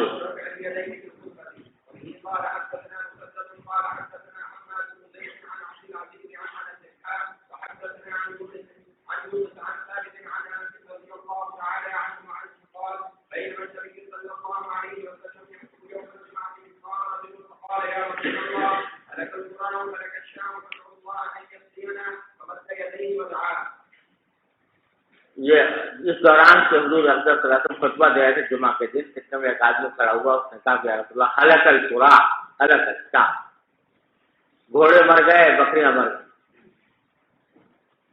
مطلب یہ کہ قحط پڑا ہوا. فضل اللہ یسقینا، آپ دعا کیجیے کہ اللہ تعالیٰ ہمیں سیراب کرے.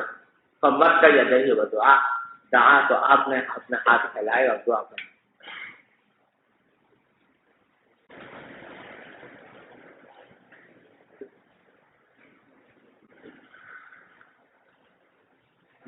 دوا کھانا بھول گئے بھائی.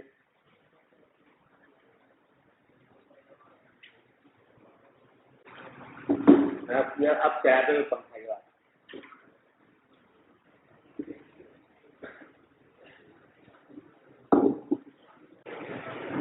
پانی اور ملا.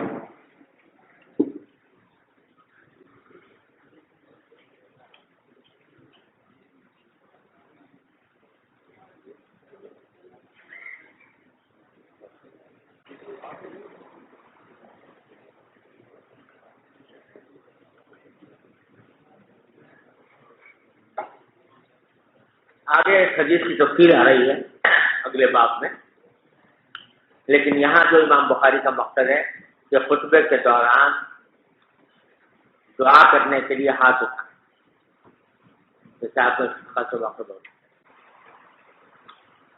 تو اس میں فقہاء کرام کا اختلاف ہے کہ آیا خطبے میں جو دعا کی جائے اس کے لیے ہاتھ اٹھانے چاہیے. یہ بعض لوگوں نے انکار کیا، بعض نے کہا استسقا کے اندر تو ثابت ہے ہاتھ اٹھا کر دعا کرنا. جو دوسری دعائیں کی جاتی ہیں خطبے میں اس میں ہاتھ نہیں اٹھاتے. سمجھے بھائیو؟ آپ ترمذی میں پڑھو گے کہ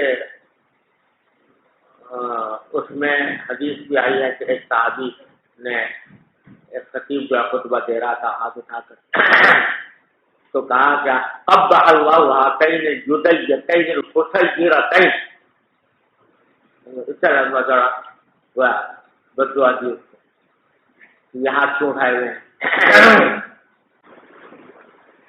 لہذا بظاہر اعدل الاقوال یہی معلوم ہوتا ہے کہ حضور اقدس صلی اللہ علیہ وسلم سے استسقاء کے لیے تو ہاتھ اٹھانا بالکل بلا شک و شبہ ثابت ہے خطبے کے دوران، چنانچہ وہاں تو اٹھانے چاہیے جب استسقاء کی دعا کرتے، لیکن جو دوسری دعائیں کی جاتی ہیں اس میں اٹھانے کا کہیں خاص ذکر نہیں، لہذا نہ اٹھائے جائیں تو بہتر ہے، لیکن اگر کوئی اٹھا بھی لے تو ایسی ممانعات کے نہیں۔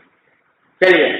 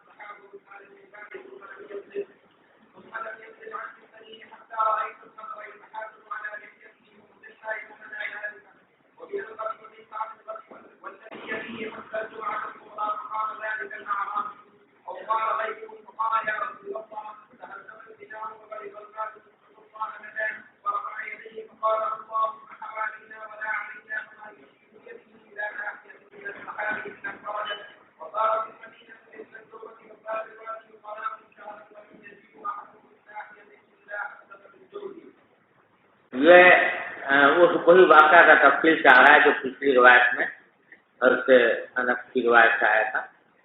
اس میں فرماتے ہیں انس کہ قال اصابت الناس سنۃ، لوگوں کو قحط پیش آئی نبی کریم صلی اللہ علیہ وسلم کے آگے مبارک میں۔ سنا ویسے تو مطلق ہر سال کو کہتے ہیں، لیکن خاص طور سے قحط سالی کو سنا کہا جاتا ہے۔ فبین النبی صلی اللہ علیہ وسلم یخطب فی یوم الجمعہ، اس دوران کہ آپ جمعہ کے دن خطبہ دے رہے تھے، قام اعرابی، ایک اعرابی آ گیا، فقال یا رسول اللہ ہلک المال وجاع الحیات، مال ہلاک ہو گیا ہے، مویشی مر گئے ہیں اور بیوی بچے جو ہیں سب بھوکے پڑے ہیں، فادعوا اللہ لنا، فرفع یدیہ، آپ نے ہاتھ اٹھائے، وما نرى في السماء قزعة، اس حالت میں اٹھائے جبکہ ہم آسمان نہیں دیکھ رہے تھے، آسمان میں کوئی بادل کا ٹکڑا بھی نظر نہیں آ رہا تھا۔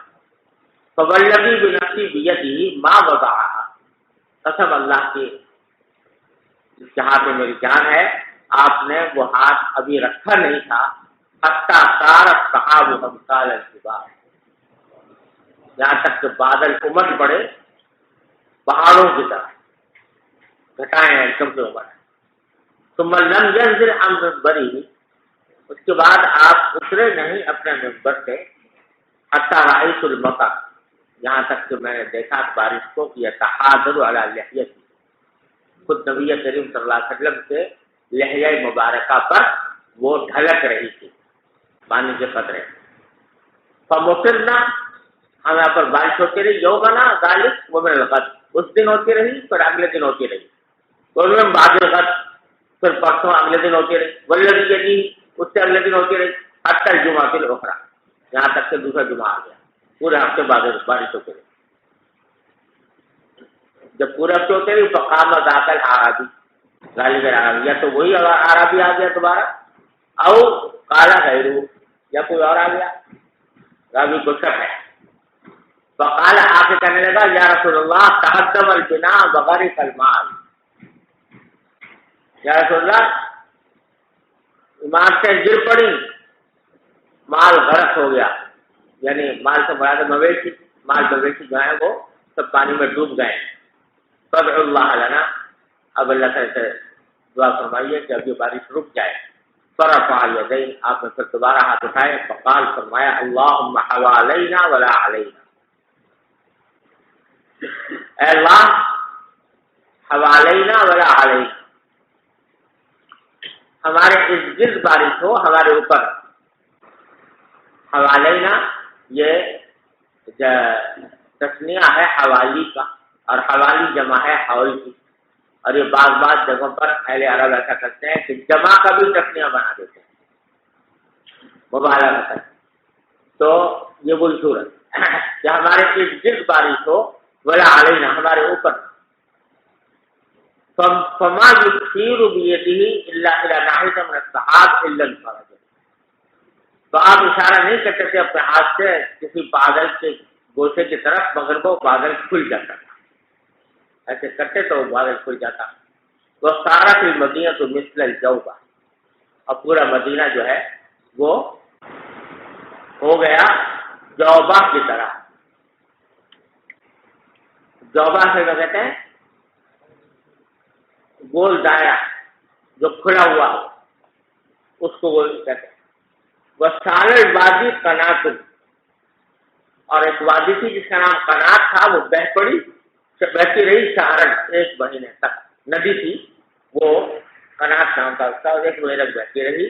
ولم یجد احد من ناحیۃ، اور کوئی نہیں آیا کسی بھی گوشے سے، الا حدث بالجود، مگر اس نے باتیں بتائیں بارش کی، جود تو ہے نا بارش، تو کیا کہ بتائیں کہ خوب بارش ہوئی ہے، ہر جگہ بارش۔ ارے سمجھ جاؤ، اس سے بات بھی معلوم ہوئی کہ اگر کوئی ضرورت پیش آ جائے تو اس میں خطبے کے دوران امام سے خطاب کرنا جائز،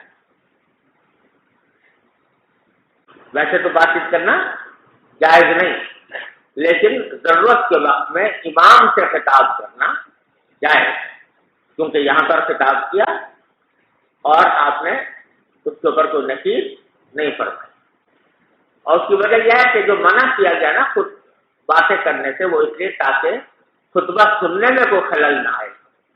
جب امام ہی کو خطاب کیا جا رہا ہے تو ظاہر امام رکے گا اور پھر اس کا جواب بھی دے گا، تو اس کے اندر استماع ذکر میں خلل نہیں آتا، اس واسطے اس کو جائز کرا۔ چلیے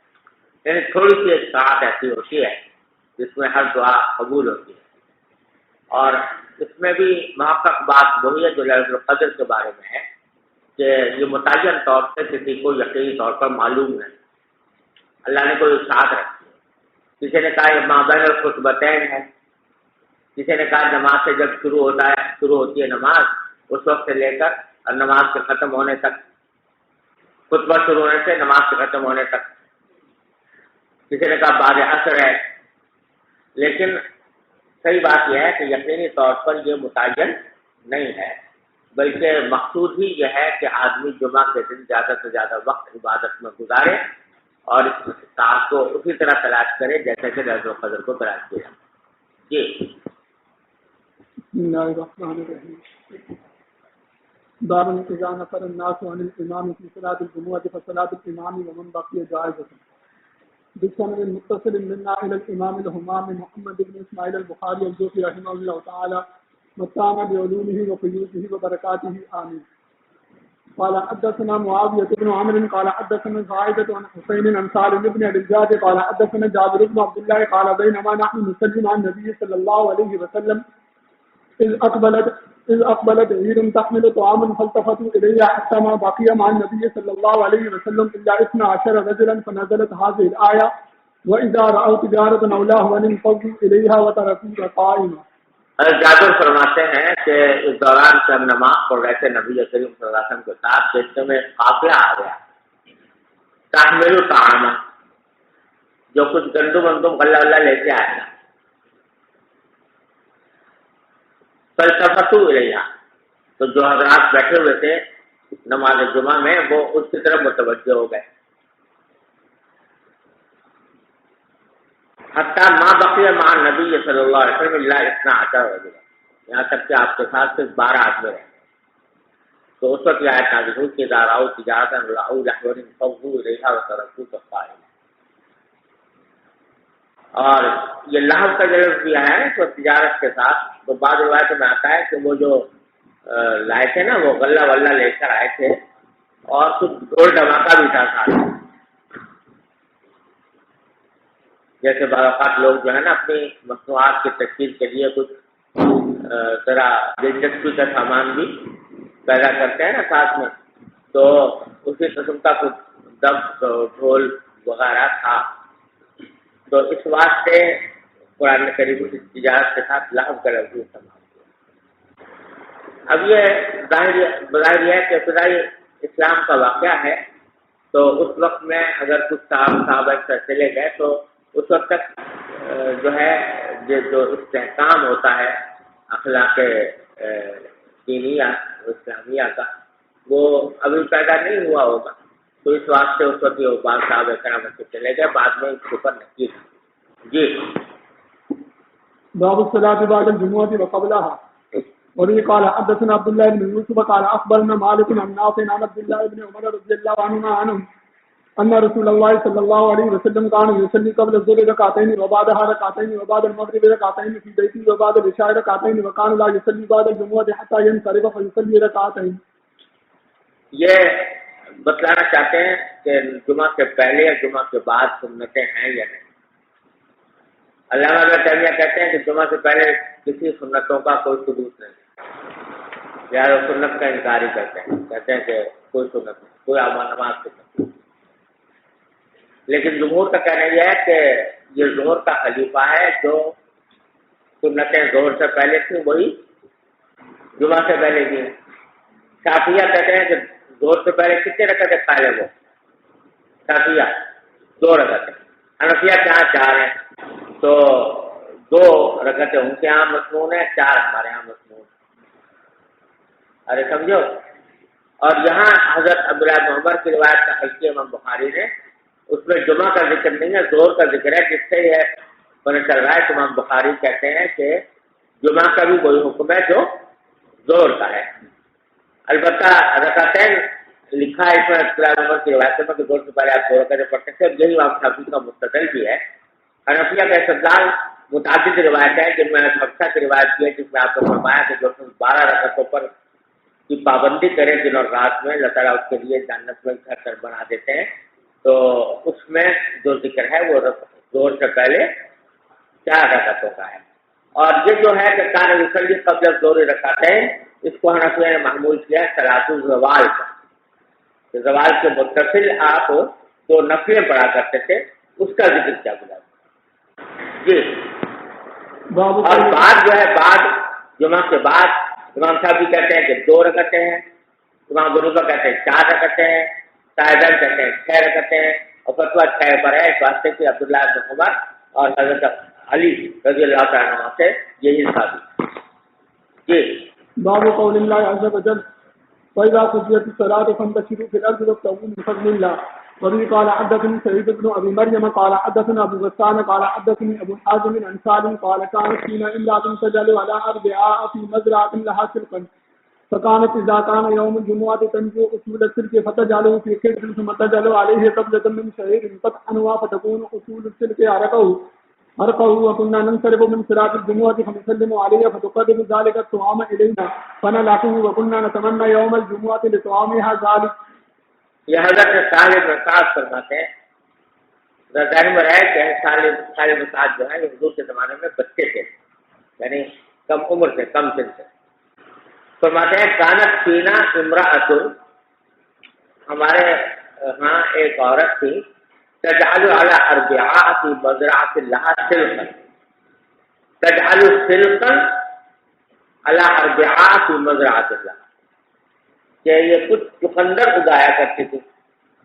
سلق کے معنی چقندر، سمجھے نا، چقندر اگاتی تھی علی اربعاء، نالیوں پر، فی مزرعۃ لہا، اپنی کھیتی میں، کوئی کھیتی تھی ان کے جو نالیاں ہوتی تھی، نالیوں کے اوپر یہ چقندر اگاتی. اربعہ جمع ربیع کی ہے. ربیع کہتے ہیں وہ نالی جو کھیت کو سیراب کرنے کے لیے بنائی جاتی ہے. فکانت اذا کان یوم الجمعہ، تو جب جمعہ کا دن آتا تھا، تنزل اصول السلک، تو وہ جو ہے چقندر کی جڑیں جو ہے وہ نکال لیتی تھی. تو تجعلہ فی القدر، اور اس کو ایک ہانڈی میں ڈال دیتی تھی. ثم تجعل علیہ قبضۃ من شعیر، اور اس کے اوپر ایک مٹھی جو ڈال دیتی. سمجھے نا؟ چقندر کی جڑیں اور اس کے اوپر ایک مٹھی جو ڈال دیتی. تب ہوا کیا اس کو پیس کر پتہ نہیں کیا ملغوبہ بنتا ہوگا، تو وہ چقندر کے ساتھ وہ جو ہے اس کو اٹھا کر پیس کے ڈال دیتی تھی. فتکون اصول السلک ارقہ، تو وہ جو ڈالے نا، تو جو ڈال کر چقندر کے اوپر کچھ بن گیا سالن والا. اب اس میں وہ جو جڑیں تھی نا اس کی، وہ اس کی ہڈی بن جاتی. مطلب کہ اگر عام شوربہ بنایا جائے گوشت کا، تو شوربہ ہوگا، شوربے کے اندر وہ جو ہڈی ہوگی جس کے ساتھ گوشت لگا ہوگا اس کو کہتے ہیں عرق، یعنی وہ ہڈی جس کے ساتھ گوشت لگا ہوا ہوگا. تو گوشت تو کھانے، لیکن وہ چقندر کی جو جڑ تھی وہ بمنزلہ عرق سے ہو گئی تھی، جیسے کہ گویا وہ گوشت ہڈی لگا ہوا، ہڈی والا گوشت. سمجھے نا؟ تو یہ کاروائی کرتے تھے.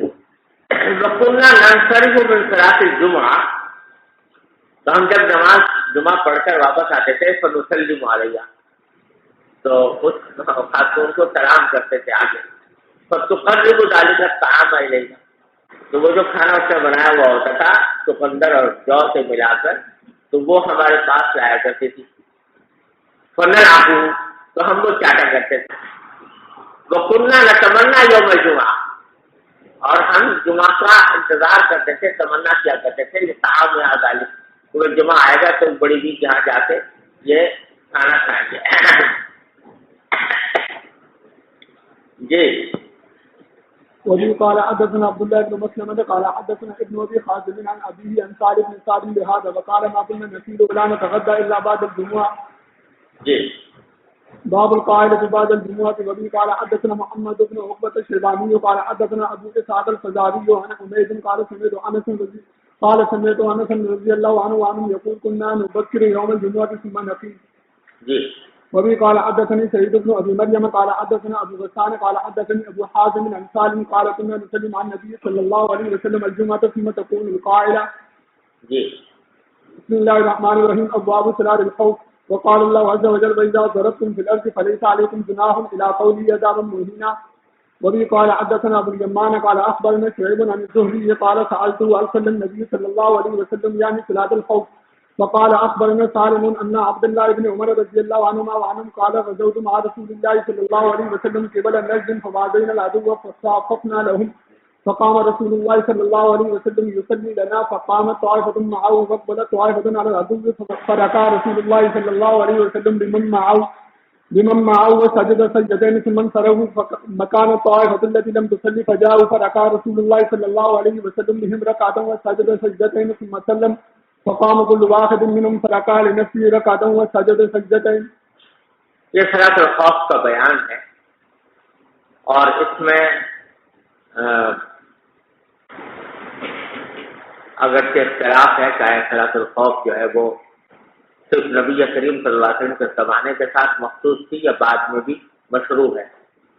صحیح یہ ہے کہ مخصوص نہیں تھی، بعد میں بھی اگر کوئی ایسی صورت پیش آ جائے جنگ کے موقع پر کہ سارے لشکر کا نماز پڑھنا خطرے سے خالی نہ ہو اور دو طائفے کرنے پڑے اور دونوں طائفے ایک ہی امام کے پیچھے نماز پڑھنا چاہتے ہوں، تو پھر صلاۃ الخوف آج بھی مشروع ہے.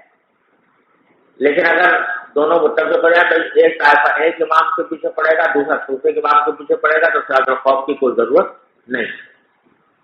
اب نبی کریم صلی اللہ علیہ وسلم سے صلاۃ الخوف کے سلسلے میں 3 مختلف طریقے ثابت ہیں اور وہ تینوں طریقے جو ہیں وہ مشروع ہیں، جائز ہیں، البتہ افضلیت میں تھوڑا سا فقہا کا اختلاف۔ ایک طریقہ یہ ہے، ذرا سمجھ لو، ایک طریقہ یہ ہے کہ ایک طائفے کے ساتھ امام نے نماز شروع کی اور اس کو ایک رکعت پوری پڑھا لی، ٹھیک؟ جب وہ دوسرے سجدے سے فارغ ہوا تو یہ طائفہ چلا گیا دشمن کے سامنے، اور جو دشمن کے سامنے کھڑا ہوا تھا وہ واپس آ گیا۔ اتنی دیر تک امام انتظار کرتا رہا، سمجھ گئے؟ جب یہ دوسرا طائفہ آ گیا تو امام نے اس کو دوسری رکعت پڑھائی اور سلام پھیر دیا، اور جس نے سلام نہیں پھیرا دوسرے طائفے میں، یہ واپس چلا گیا۔ کہاں چلا گیا؟ دشمن کے سامنے۔ پھر پہلا طائفہ آیا، آ کر اس نے اپنی نماز دوسری رکعت پوری کی بحیثیت لاحق، پھر یہ واپس چلا گیا۔ پھر دوسرا طائفہ آیا، اس نے اپنی نماز پوری کی بحیثیت مشروع، ٹھیک؟ یہ ہے ایک طریقہ جو حضرت خوف کا ہے۔ حنفیہ اس طریقے کو راجح کہتے ہیں۔ اس طریقے کو کیا کہتے ہیں؟ راجح۔ دوسرا طریقہ جو ہے وہ یہ ہے کہ پہلا جو طائفہ ہے یہ امام نے اس کو ایک رکعت پڑھائی، جب سجدے سے فارغ ہوا تو امام کھڑا ہو گیا انتظار میں، اور مقتدیوں نے اپنی دوسری رکعت وہیں پر پوری کر دی، سمجھے نا؟ اور فارغ ہو کے چلے گئے کہاں؟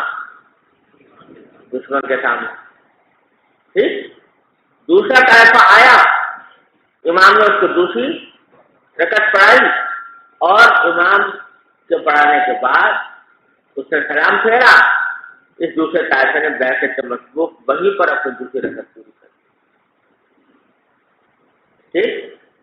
یہ دوسرا طریقہ ہے۔ امام شافعی رحمۃ اللہ علیہ کے نزدیک یہ افضل ہے،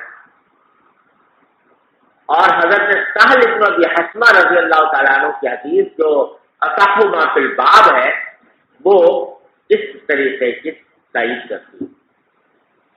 امام شافعی رحمۃ اللہ علیہ فرماتے ہیں کہ یہ طریقہ افضل ہے، ایک تو اس وجہ سے کہ سہل بن ابی حثمہ رضی اللہ تعالیٰ عنہ کی اصح ما فی الباب حدیث پر دلالت کرتی ہے، اور دوسرے اس میں لمبا چوڑا جھگڑا نہیں ہے، سمجھے نا؟ اس میں لمبا چوڑا جھگڑا نہیں ہے کہ بھئی یہ جا رہا ہے وہ آ رہا ہے۔ ایک ہی مرتبہ ایک طائفہ آیا اور فارغ ہو کے چلا گیا، پھر دوسرا طائفہ آیا فارغ ہو کے چلا گیا، تو بار بار آنا جانا نہیں، سمجھے؟ حنفیہ کہتے ہیں ٹھیک ہے، ثابت ہے، یہ جائز بھی ہے، لیکن افضل ہم اس کو اس لیے نہیں کہہ سکتے کہ اس میں لازم آتا ہے کہ جو طائفہ اولا ہے وہ امام سے بھی پہلے فارغ ہو گیا، مدعی صلح گواہ کہ مقتدی جو ہیں وہ حضرت ابھی امام صاحب تو کھڑے اور مقتدی حضرات جو ہیں وہ فارغ ہو کے چلے گئے، تو مقتدیوں کا امام سے پہلے فارغ ہونا لازم آتا ہے۔ تو اگرچہ اس خاص حالت میں جائز ہے لیکن اس کو افضل نہیں کہا جائے، سمجھ گئے؟ تیسرا ایک طریقہ ہے وہ عبداللہ بن عمر کی روایت سے بھی معلوم ہوتا ہے، اور بہرحال دوسری روایت سے بھی، وہ کیا ہے کہ پہلا طائفہ آیا جی، اور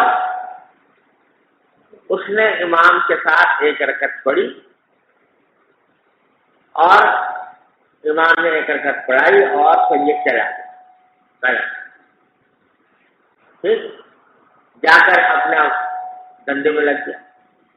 پھر دوسرا طائفہ آیا اور اس نے آ کر امام کے ساتھ ایک رکعت پڑھی، اور جب رکعت سے فارغ ہو گیا تو وہی اس نے پوری کر، پہلا اسے پوری نہیں کرتا کیونکہ ابھی تک امام فارغ نہیں ہوا، لیکن دوسرا اس میں پوری کر لیتا ہے اور پوری کر کے واپس چلا جاتا ہے، پھر پہلا طائفہ آ کر اپنی نماز پوری کرتا ہے۔ تو اس میں یہ خرابی تو نہیں ہے کہ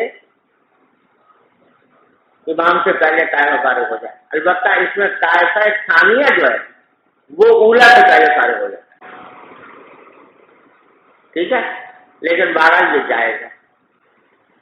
سمجھ گئے بھائی؟ قرآن کریم کی ظاہر سے حنفیہ کے قائد ہے، کیونکہ کیا فرمایا فَإِذَا سَجَدُوا فَلْيَكُونُوا مِن وَرَائِكُمْ، جب سجدہ کر لیں تو یہ پہلے طائفہ کیا کرے؟ پیچھے چلے جائیں، جبکہ شافعیہ کیا کہہ رہے ہیں؟ صاحب کی روایت میں کیا ہے؟ سجدہ کرنے کے بعد یہ اپنی نماز پوری کرے، سمجھ گئے؟ تو قرآن سے بھی تائید ہوتی ہے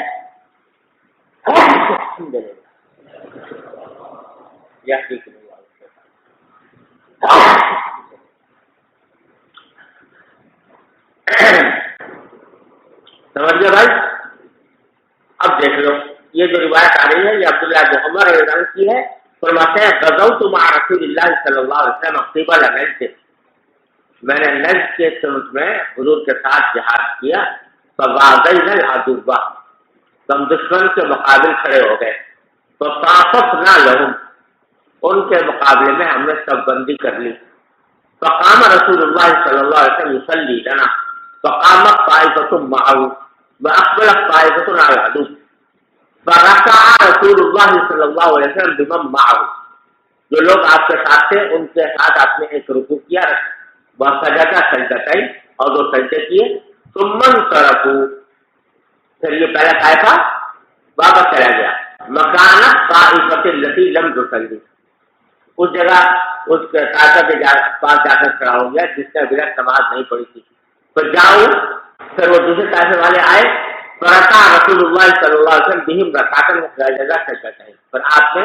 ان کو ایک رکعت پڑھائی اور دو سجدے کیے، ثم سلم، پھر آپ نے سلام پھیر دیا، فقام كل واحد منهم فرکع لنفسه رکعتن وسجد سجدتين، اس کے بعد ان میں سے ہر ایک کھڑا ہو گیا اور اس نے اپنے لیے ایک رکعت پڑھی اور دو سجدے کیے، یعنی اپنی رکعتیں پوری کی دونوں طائفوں نے، لیکن کس طائفے نے پہلے کی اور کس طائفے نے بعد میں کی یہ یہاں واضح نہیں ہے، لہذا اس عبداللہ بن عمر کی روایت میں دونوں طریقوں کا احتمال ہے، دوسرے طریقے کا بھی اور تیسرے طریقے، پہلے طریقے کا بھی جو حنفیہ نے جس کو کہا ہے اور تیسرے طریقے کا بھی احتمال ہے، لیکن جو شافعیہ جس کو کہتے ہیں دوسرا طریقہ جو پہلا طائفہ اسی وقت نماز پوری کر لے، اس کا اس روایت میں احتمال نہیں ہے، لیکن سالم بن حسمہ کی روایت میں ہے۔ ارے سمجھ لو بس صلی اللہ تعالیٰ